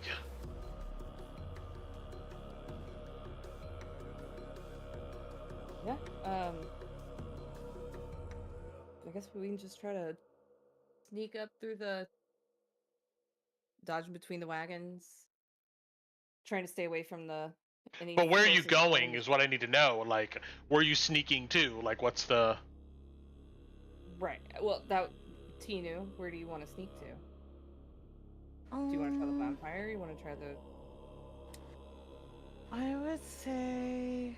So last time we saw him around this area, maybe can we check the tent? Or I don't know if he's even here. We know they're having oh, so you know how every night they have the little groupie things? Mm-hmm. Is that at like that's at like sunset, right? Can we go and scan the crowd to see if he's there? So you want to sneak in towards the bonfire area and see if you can see Anar there? Yeah, in the group when they do their little like powwow. Okay. In the afternoon. If mean, I will at also night. say, if we're planning this, Torn would also bring up that another person to look out for would be the, I can't remember her name, but the lady who was with him all the time. She would probably be someone good to look out for. Oh yeah, and that lady too. All right, well, let's resolve you guys sneaking up here in the darkness as the sun begins to fall. Let's roll a group stealth check. Yeah, still be so. Oh, you can't guidance yourself, can you? Torin would guidance Tino. Oh no, I can. It's just a touch. Oh, okay. Then Torin will guidance Alice. Yeah, I would guidance myself. Okay. Holy shit. You got this. No necklace. Oh my God, Alice. The D4. So 9, 10, 11. That's Great. 12. 14. You guys move crouched across this desolate farmland, and you come up to the tents. And unfortunately, though, with a 14 and a 12, soon as you get to a conglomeration of these tents, you could tell your cover's immediately blown. You see there's a bunch of people standing out about the tents, cooking, talking with each other, and several of them look in your direction. At some point, you can see. Do they recognize us? You can see more people at this point. I'm gonna say you're like 60 feet away. Are more looking in your direction, but you can't tell if they recognize who you are. But it seems like they can see there's figures out there. Are we going, or should we turn back? I say to Alice. They're gonna be on alert. Is Dakota Jones? Not Jones, sorry, wow. I'm so tired. That guy, his name's Dakota, right? The journalist? No, you're right with Dakota. Yes. You're actually correct. It is Dakota Jones. You do not see him, but you do see that after they seem to talk with each other in the distance, you can see them. You do see the imposing figure of George Hopper come up to the group, pointing in your direction, and kind of look where you guys are at. And you see he draws his blade and he begins to walk up. Isn't he your friend, Alice? Maybe he'll tell us. Like, we're gonna find out. Alice will just stand straight up if Hopper's coming towards her. Sure, She's yeah. Stand right next to her, trying to stand tall. You could tell that Hopper recognizes you before he even gets up to you guys. But there's a grimace on this guy's face. Alice would not. Alice would wait for him to come to her. He comes up and stands about 15 feet away. What are you doing here? We're looking for my brother. Anar, he wouldn't respond to me. He said he was looking for my mom, our mom, and I have information I wanted to share with her. But I told him it was too long for that spell, and then he didn't respond to me. Why are you sneaking into our camp? Because your leader doesn't like us. He But just I really needed a... tilts his head as like that's not a good enough reason for him. He just kind of But looks at you. I really needed to talk to Anar. He said that if we came, we would be killed on the spot. And I had to save my mom. And I need Anar to do it. Roll me a deception or persuasion. He did say that. I don't think anybody said that you would have been killed like on sight or something like that. Oh, it's a nat 1, Tinu! Hold on.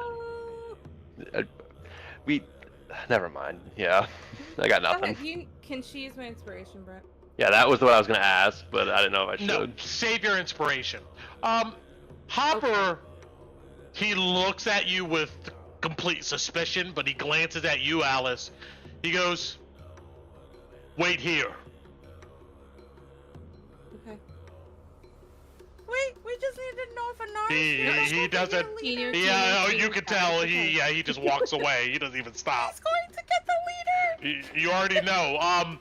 I mean, do you go anywhere, do anything? But you get a sense that like he's probably gonna come back with some people. I mean, Alice will look at Dino. Do you want to stick around and see if you can have a conversation, or do you want to just give this up and try another way? Oh. Let's stay, and if it gets really bad, we can run. Can you? Is that okay? If you want us I can to get leave, away. Can you get away? I don't know, but it's okay if I can't. I think it's worth it. I can't fly anymore, but Okay. You guys stand your ground and wait as darkness truly falls over Hendrick's farm here. Let's see. Alice is gonna hand Tinu the bottle of perfume that she had given me before. oh, Please I give me quickly put it on me. Is this like the magical perfume? It's not magical. Okay, gotcha. It just increases your persuasion. What is it? Advantage or something? Okay. I'm looking at it. Yeah. Where'd it go? Perfume vial. Why doesn't it say it on here? Let me see. Because you gave it to me for persuasion. And I never Yeah. used it. Oh, hold on. Let me check. It's weird it doesn't tell you on the Here, it does advantage on charisma persuasion checks. Made to Influence an There you go, Brett. indifferent humanoid within 5 feet of yours. I don't think they're indifferent. They're most definitely hostile. Yeah. Oh well. I would put it on anyways just to see. God damn it. Oh, Anara's here? look at that.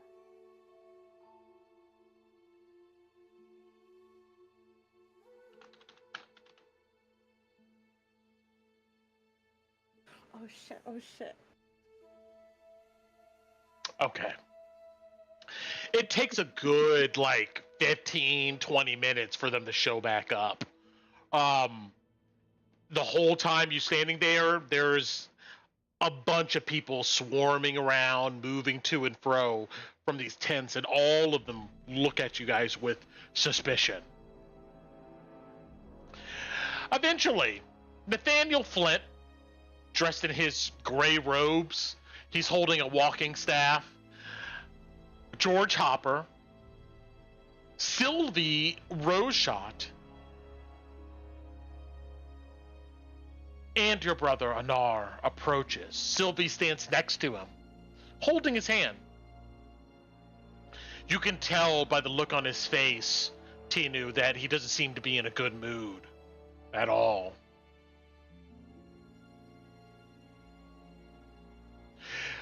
Nathaniel comes up and speaks first, and George Hoppers kind of stands towards the back.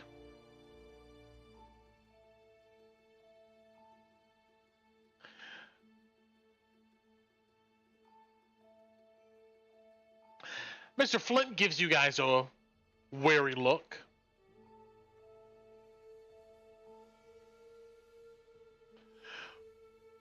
Well, I guess it's good to see that all of you are still alive. I guess the ones that have approached. What do you want? I need to talk to Anar, please. Alone. Nathaniel looks back towards Anar. Sylvie looks at Anar. Then he looks at both of them. You could see that he seems to be working himself up. He looks at you, Tinu.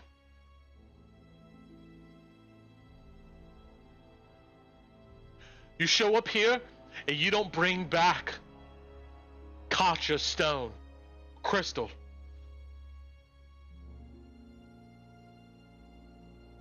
It's about Mom. Isn't that why you came here? To look for Mom? Nathaniel pipes up and goes, we did tell you that your actions killing one of us. That's not acceptable. We didn't kill her. We did kill her, but she attacked us first. But that's not why I'm here. Anar, I need to talk to you. You see Nathaniel looks at Torin. You didn't tell your friends? Is he still far back? Yeah. Okay. All right. Nathaniel, they look at each other. And Nathaniel says, we told your other friend. The half-orc. Yeah, Torin notices that he's coming up. Sorry, Okay. Yeah. No, at this point, he sees them being confronted. Nathaniel Flint will continue and says, we told you. Excuse me. We told you. Unless you're going to bring back Katja's crystal, her soul, safe. There's not much interactions we can do here. That's against our beliefs. And you can take those beliefs and hold them. This isn't about beliefs, it's about our mom, our family. Anar, please. I'm not asking you to leave. I just want to talk to you. Like, we could literally talk right over there. She'll point like 10 feet out of everybody. Like, you don't have to leave. I'm not asking you to change your beliefs. I want to see Katja's soul first. You don't get it. Have it. I don't have it here with me. I don't know. Do I know where it is? Tinu, just give me a second. Sorry. Katja's soul isn't coming back because she doesn't want to come back. Nathaniel goes, her crystal, where her soul is in. Which, by Katja's request, was to be handed directly to Lucretia Matthias, and not you. And in that case, it's probably already there. Hold on. Out of game, who has this crystal? I believe it's Ron. No. It's in the treasure box that Torin has. Okay, yeah. Oh, if I I'm sorry. Hold on a second. Yeah. Oh, if I had known that, I'm handing the damn thing over. I don't give a fuck. Okay. Yeah, Sorry, hold on. Ron had it. I was under the assumption this entire time that Ron still had it. My bad. Yeah, no, I'll bring I thought Ron just wrapped it up in a cloth and had it in his bag. It wasn't. No, I after talking with Katja, I put it back in the box that Torin was holding. Yeah. And then that's what I remember we clarified before. Yes. Yep. So okay. Just making sure because this is about to go left field. Okay, so No worries. And I want to clarify. And I told you when I'd come back next, I'd have it. And I'm gonna bring out the wrapped cloth. Not that she wanted to come back, but I know how you operate by this point. Nathaniel looks you up and down, Torin, and approaches.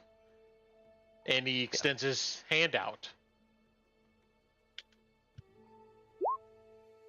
Yep. And he will, I'll deposit it. He cradles it gently, almost like a newborn babe. He then goes over to George and gently hands it to him, which he takes. And then Hopper goes back towards the farmhouses. Well, Nathaniel says this. Mm-hmm. I'm glad you'll have decided to do the right thing. I'm glad one of us has. He's looking at Anar when he said that, when he says this. Anar sees that gaze and he looks confused. He pipes up, he goes, "What do you mean by that?"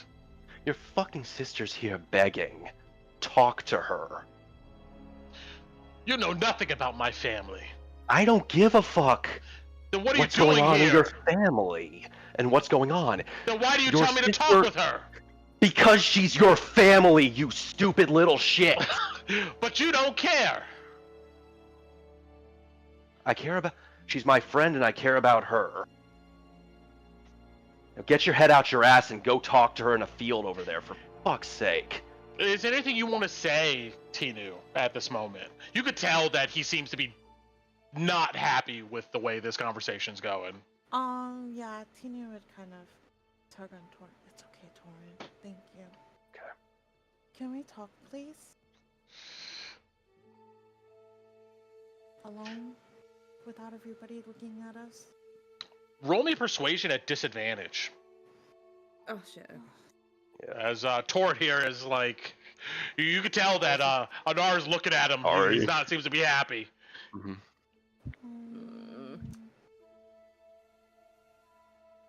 It's 8. You see he's fuming. He looks at Sylvie and goes, "Anything you wanted to go ahead and discuss with me, Tinu, you could do it with me and my wife." He looks at Sylvie. Tina will look at Sylvie and say,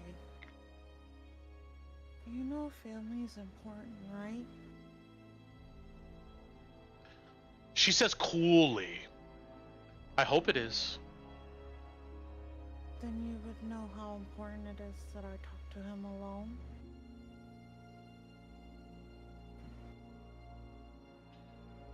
She looks at Anar. A worried look comes over her face, and she goes, "If you wish it, my love, I will let you be alone with these people." You see that she says that more towards Torin. Just me. Torin won't come. He'll stay here. You see Anar goes, "No. Anything you want to say, you can say between me and my wife and my new family." Well, can we still go over there? So Yes, I'm not we saying can. it in front of everybody? Sure. Tina will walk. She'll go first. She'll walk like maybe 15 feet away from everybody. Anar gives like a double take dirty look at Torin here, but he walks away. And Sylvie as he's follows. walking away, Mhm. sorry, I just don't. As he's walking away, Alice would just try to catch his eye and say, "She's willing to face death to try to come talk to you. Give her a little bit of a break." You say that to who? To Anar, Okay. please. If you really want to affect his mood, you can roll me a persuasion, and or either that or he just kind of takes it and just moves on. I'll roll it. Why not? 12, yeah. Well, am I gonna lose my inspiration No. session? Oh.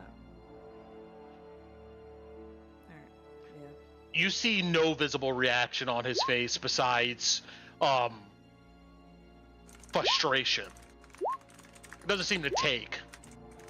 But he marches away with Sylvie. And Nathaniel stays with the rest of with you, Torin, and Alice. You guys walk across the fields over to this old broken down tree. Not too many people or anything over here.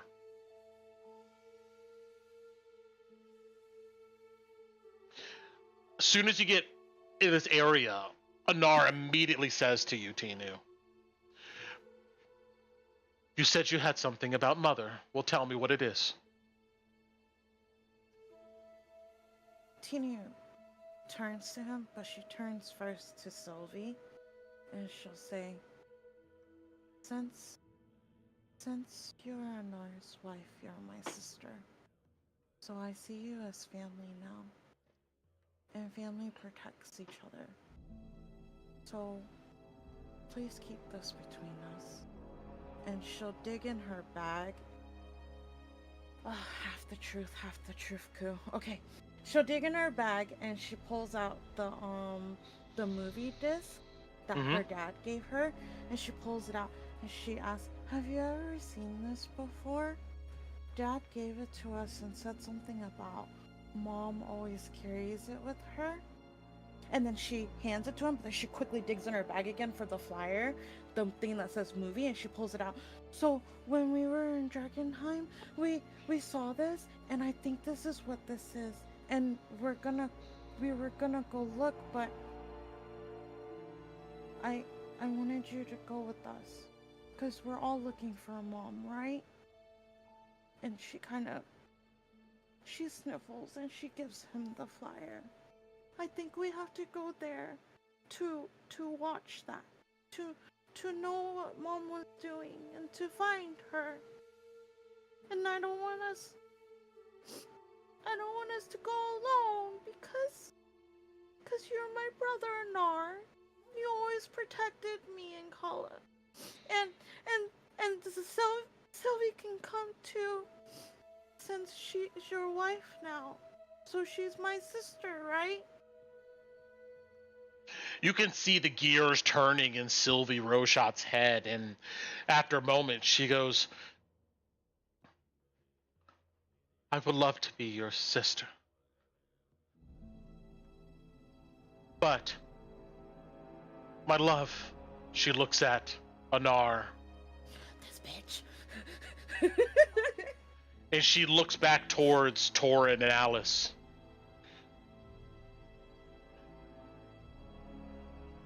"They don't seem like they have good intentions about your family at all." They don't have anything to do with this. You Wait, say out of that, but character? he's here. You see, he's really talking about Torin. Did we tell them about this? I think we did, right? We told the party about this? About the disc? The movie machine? Yeah, I think we did. I believe we we've told had some this- folks. Yeah, Yes. it's why Lois suggested one of the things we do for you and Kalina is to go to the theater. Okay, never Mhm. mind. I won't say that. For the next thing we do. She'll just say, "I'm sorry about Torin. Who is he? He's part of the party. He's just a friend. I've just been... The knife bites? Yeah, because I can't... You know I'm weak, Anar. You know I can't do things by myself. You can see he deflates at that, as he doesn't like to hear you say that. That's why you always had to protect me. And that's why Kala always had to protect me. You know that's why I went to the church. So I can't do it by myself. That's why I need people who will stand up for me. And he stood up for me. That's what he was doing. Even if it was against you. Sylvie pipes up. She goes. She says this to Anar.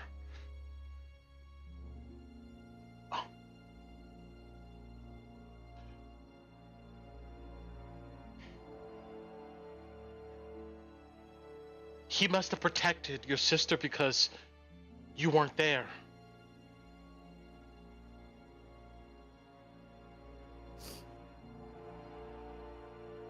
I thought they were going to kill us if we came here. But I need you.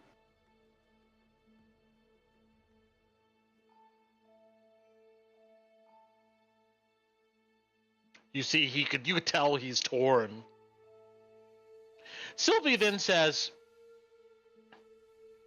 but now that you're here, now that we're here, looks at you, Tinu.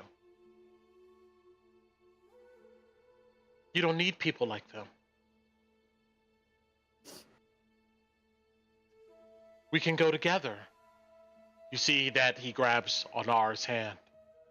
Me, you, your sisters. Have you seen Drakkenheim? Have you gone inside Drakkenheim? Yes, I've seen Drakkenheim, yes. It's better with more people. We lost somebody. Even though there were 7 of us, we lost someone. And if we go with just 4 of us, what if we lose one of us? I can't do that again. Sylvia immediately pipes up and goes, no, you don't understand. The falling fire. Lucretia Matthias. Her guidance. Her words. Her powers, they will help us. Not if we haven't been following. She steps up to you. That's why you should. I just want to find Mom and Nar.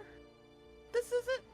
I'm not trying to tell you not to follow them. I'm not trying to Sylvia tell you immediately to go away interrupts from you. here. She immediately goes, you remember what she said, Lucretia Matthias? Your studies, when you're done with your resolutions, when you've taken the sacrament, it will help you find her. But Anar, we have evidence right here. I'm not telling you to stop. Maybe you can study on the way there. We need to go see this, and I want you to be there. I'm not strong enough to go by myself. I can't. We need you. I'm not telling you to stop. You can study on the way there. You can study on the way back. I'm not gonna stop you. You see Sylvie gets closer to you, Tinu. She puts a hand on your shoulder. It's okay. Tina hugs her and cries into her chest. Immediately, Like Sylvie does the same thing. You see she comforts you. This bitch. This bitch. She... I can't! I hate these games. she cuts an eye towards an R.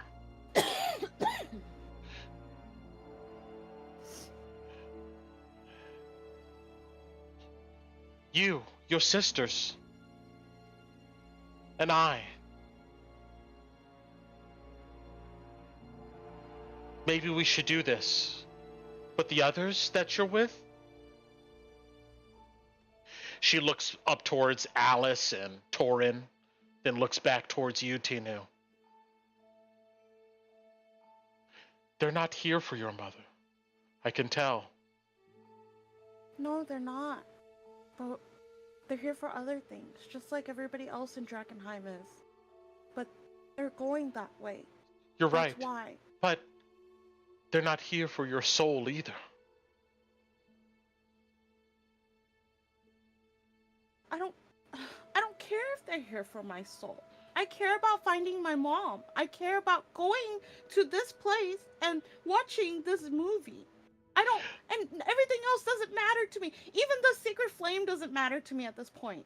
Look, Anar, and she'll show him that she is not wearing her necklace anymore.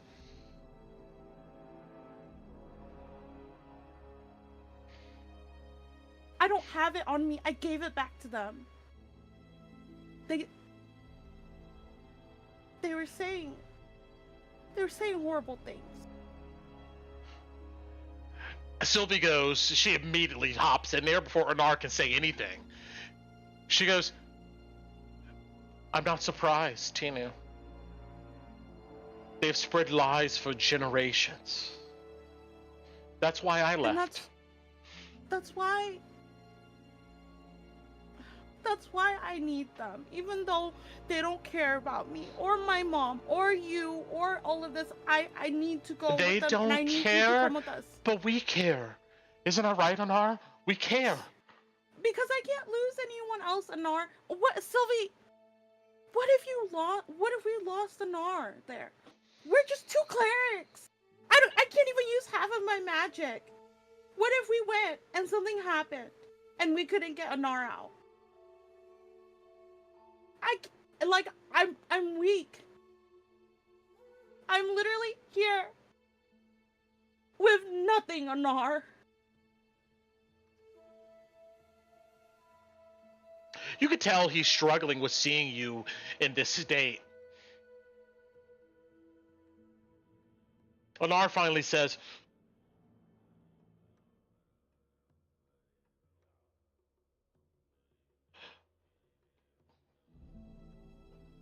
maybe we can go.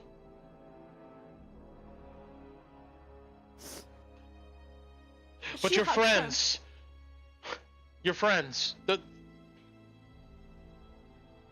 he looks at Sylvie. She shakes her head, and he shakes his head.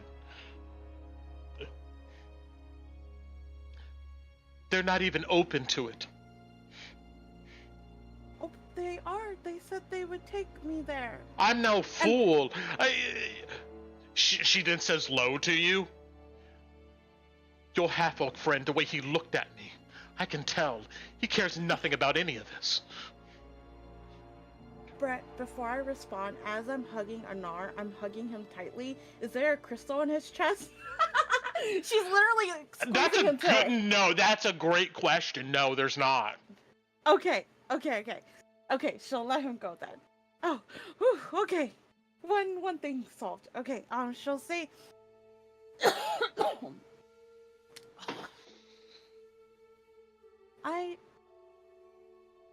I don't know if Torin cares. That's honest coming from Ku the player. That Tinu doesn't know. I don't know if Torin cares, but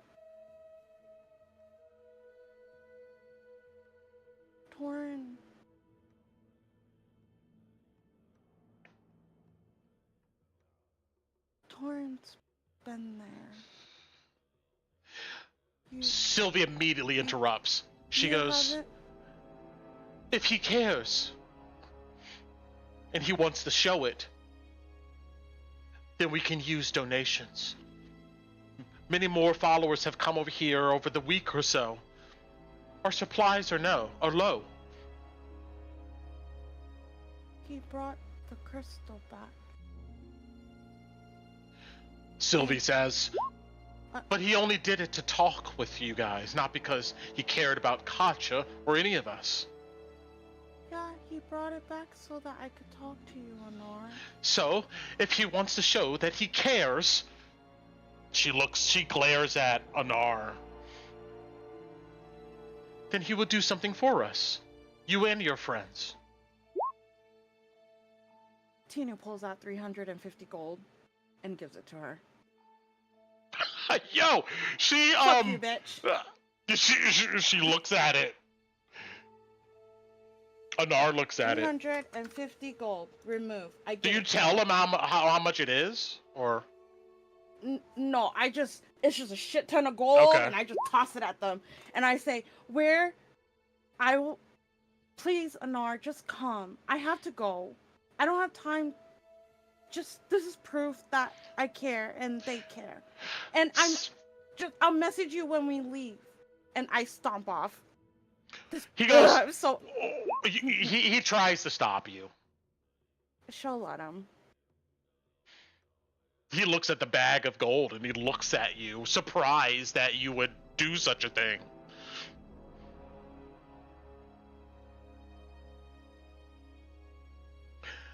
I need you to promise me.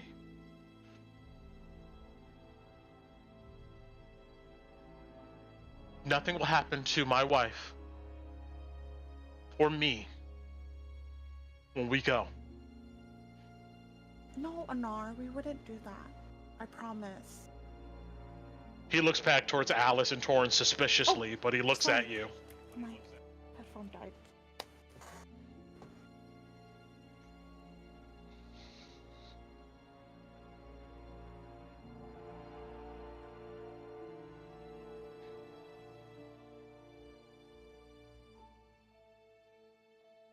Okay, so sorry, my headphones died. No, you're right. You're right.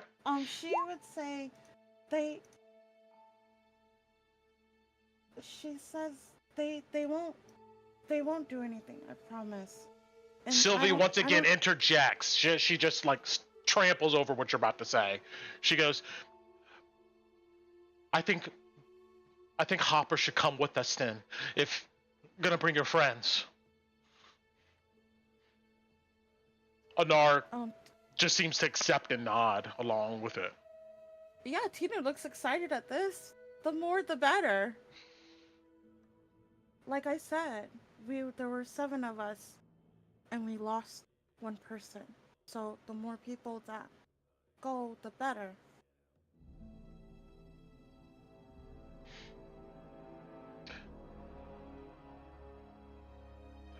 We have a lot to talk about along the way, Anar says to you.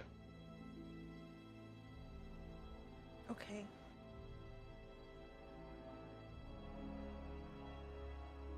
You see Sylvie looks uncomfortable with this arrangement.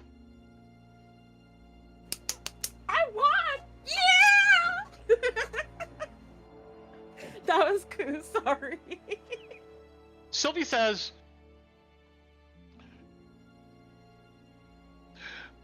well, she smiles shakily at Anar. If you want to take the risks, my love, then I guess if Nathaniel will allow it,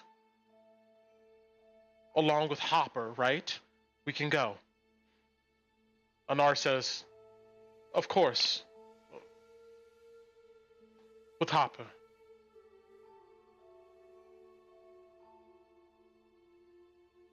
Sylvie says, but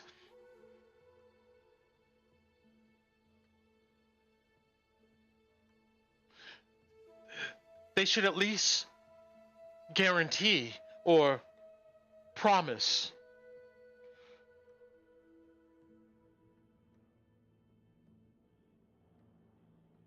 to listen to her teachings, to stay with us for a little while.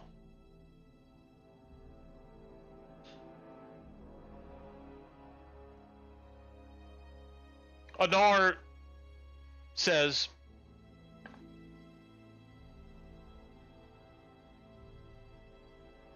he looks at you, Tinu, and he goes,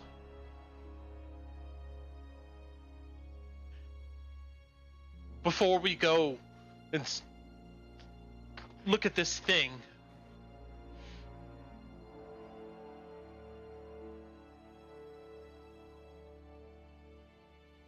would you spend time here with us a day, understanding why I'm here? I just gave you 350 gold, Anar. You And didn't that's give still not me enough? anything. He seems dejected. That was for all of us. Oh, fine. Yes, I will. I've been wanting to understand anyways. You can tell he doesn't believe you. She's telling the truth. He can incite me. Sure, he'll insight you on that, though. She's 100%. Like, you I know understand. as the DM, Brett. Yeah, but you could tell he, you could tell he's conflicted. He doesn't really want to believe you. Okay. She Well, literally doesn't have her necklace on. She's like... he looks back towards Alice and towards suspiciously, but he goes, Okay.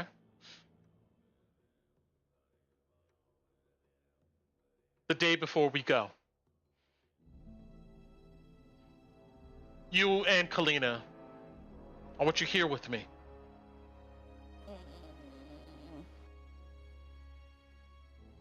I'm so sorry, Kaylee. But okay. I'm so sorry, Kaylee.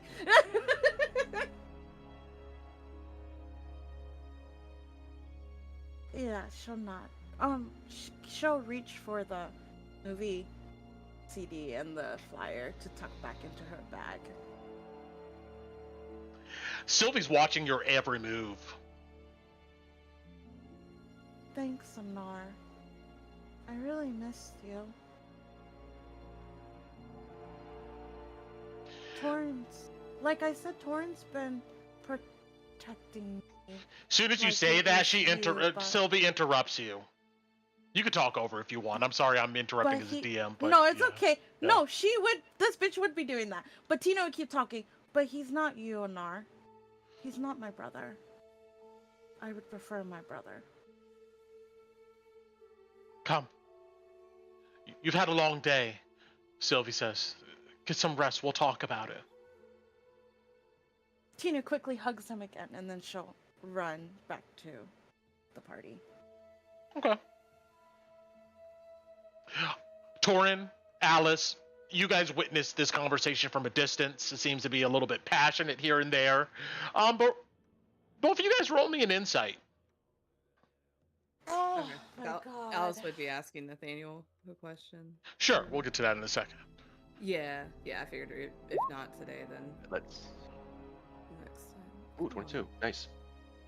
And Come then on, Alex. roll high for. God damn it, Alice. Do you want to wait? Hold on. Do you want to use it for this, or because you still have it technically? No, it's fine. Okay. Roll high. Alice You is just watching. note, Torin, that Sylvie just stares after Tinu as she runs back towards the group. And we're going to end it here with this last conversation here. You wanted to ask Nathaniel Flint something. Yeah. Yeah. We don't have to fully roleplay it out. Sure. It's around time. But Alice would pretty much would pretty much straight up ask him if he has heard anything about Ron, because we have reason to believe that he might be somewhere With with the the falling fire in the inner city. Yeah. Do you tell him that he may be at St. Selena's? She would mention, because that was mentioned to her. So Yes. right, Yeah, from Austin mentioned Yeah. at one of the places he Yeah. could be. Yeah. Okay, you tell him that. Yeah, Alice would ask. He would raise an eyebrow at that, indicating to you that it seemed like he didn't know. But you can tell he's thinking about something, but he doesn't say anything. He just shakes his head. Alice would pretty much say we are looking for him, and if you have any information, that it would be appreciated. She's not expecting to get anything from this guy, but she's just planting seeds. I'll see what I can do. And he gives you a bright smile. I don't Thank believe you, it for a Nathaniel. second, but she'll smile. We're getting back. I take 1, 2. All right. After that, you guys leave Hendrick's farm. It's evening time. You finish up your last day of rest here to get back to full, at least for Kolabadi. And next session, we're going to start out with some Kolabadi lore. And I'm assuming you guys are heading out back towards Drakkenheim. That is the plan. Yeah. May I ask Okay. one thing, Brent? Yes. With that 22, I see Sylvie staring at the back of Tino as she's walking back towards us. Yeah. Is there anything I can detect in that in that, like what, as she looks at her?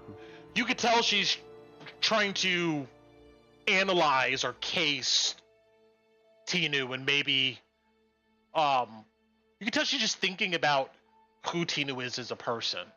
Yeah. It's like a very much like methodical type of like Analytical glare. gaze. Yeah. Yeah.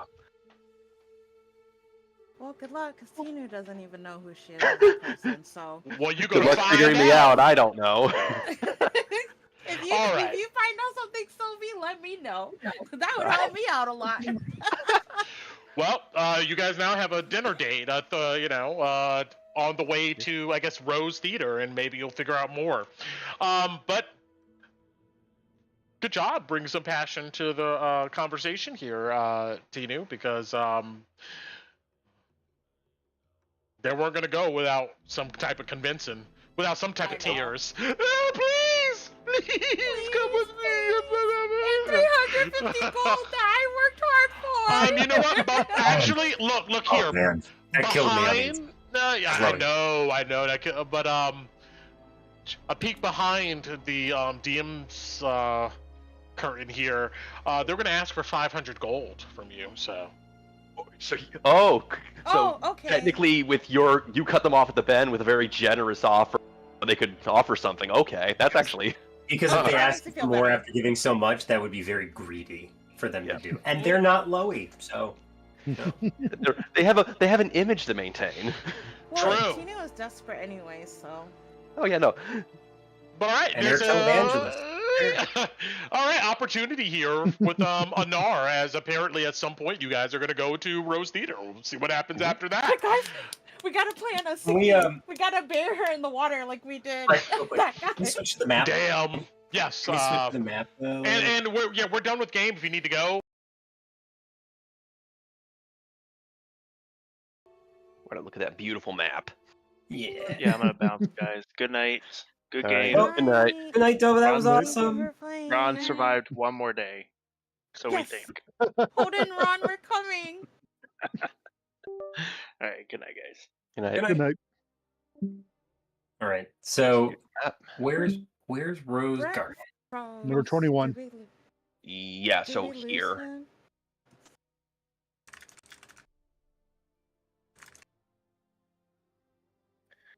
Oh, I didn't look at his camera. Yeah, it's stuck. 21. Okay. I don't know. I'm trying to ping it. I don't know if you're noticing. There it is. Okay, thank you. Thank you, Kev. Yep. South of the garrison. South of Gear. Okay, that's good. Where are we going? The Rose so- Garden? No, Next we're looking at time- the Rose my Theater main right problem now. with my problem with that is the fact that it is. Let's see, what's the scale on this map? It is within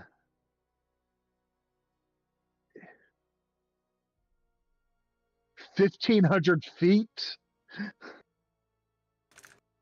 of the cathedral. Yeah.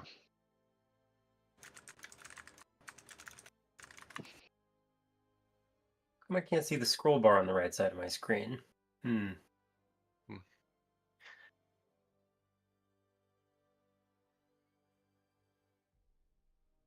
Yeah, so like, you guys imagine we're making our way. Making our way downtown. Walking fast, avoiding Garmir. Right.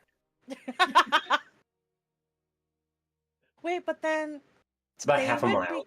Okay. they would be going with us. Would they be going with us through the whole thing then? Yeah, they're going to It'd have be the to. ol- I mean, It's the only way. their camp is on the complete other side. Like Yeah. they literally have to go with us Yeah. if they want to. Yeah, they would either have to escort us to their gate across the river to there, or we have to go through the. The long, yeah. And that's a lot of haze to trek through. I don't I don't really know if that Sylvie chick is. Well, I mean, if we're already on the road, she can't really complain. This Oh bitch, yeah, but she disappeared. ah, That can always yeah, happen. I vote we toss her in the river. Maybe I'll just spell water walk while she's walking. Oh no, what happened? Billy, why? We hardly knew you. No. And I do not like of all the characters. I'm starting to like her as one of the least. Like, She's so manipulative. oh I yeah, don't like no. girls like that. It's hard to fight against girls like that too, because I'm not manipulative, so I don't know how they're thinking.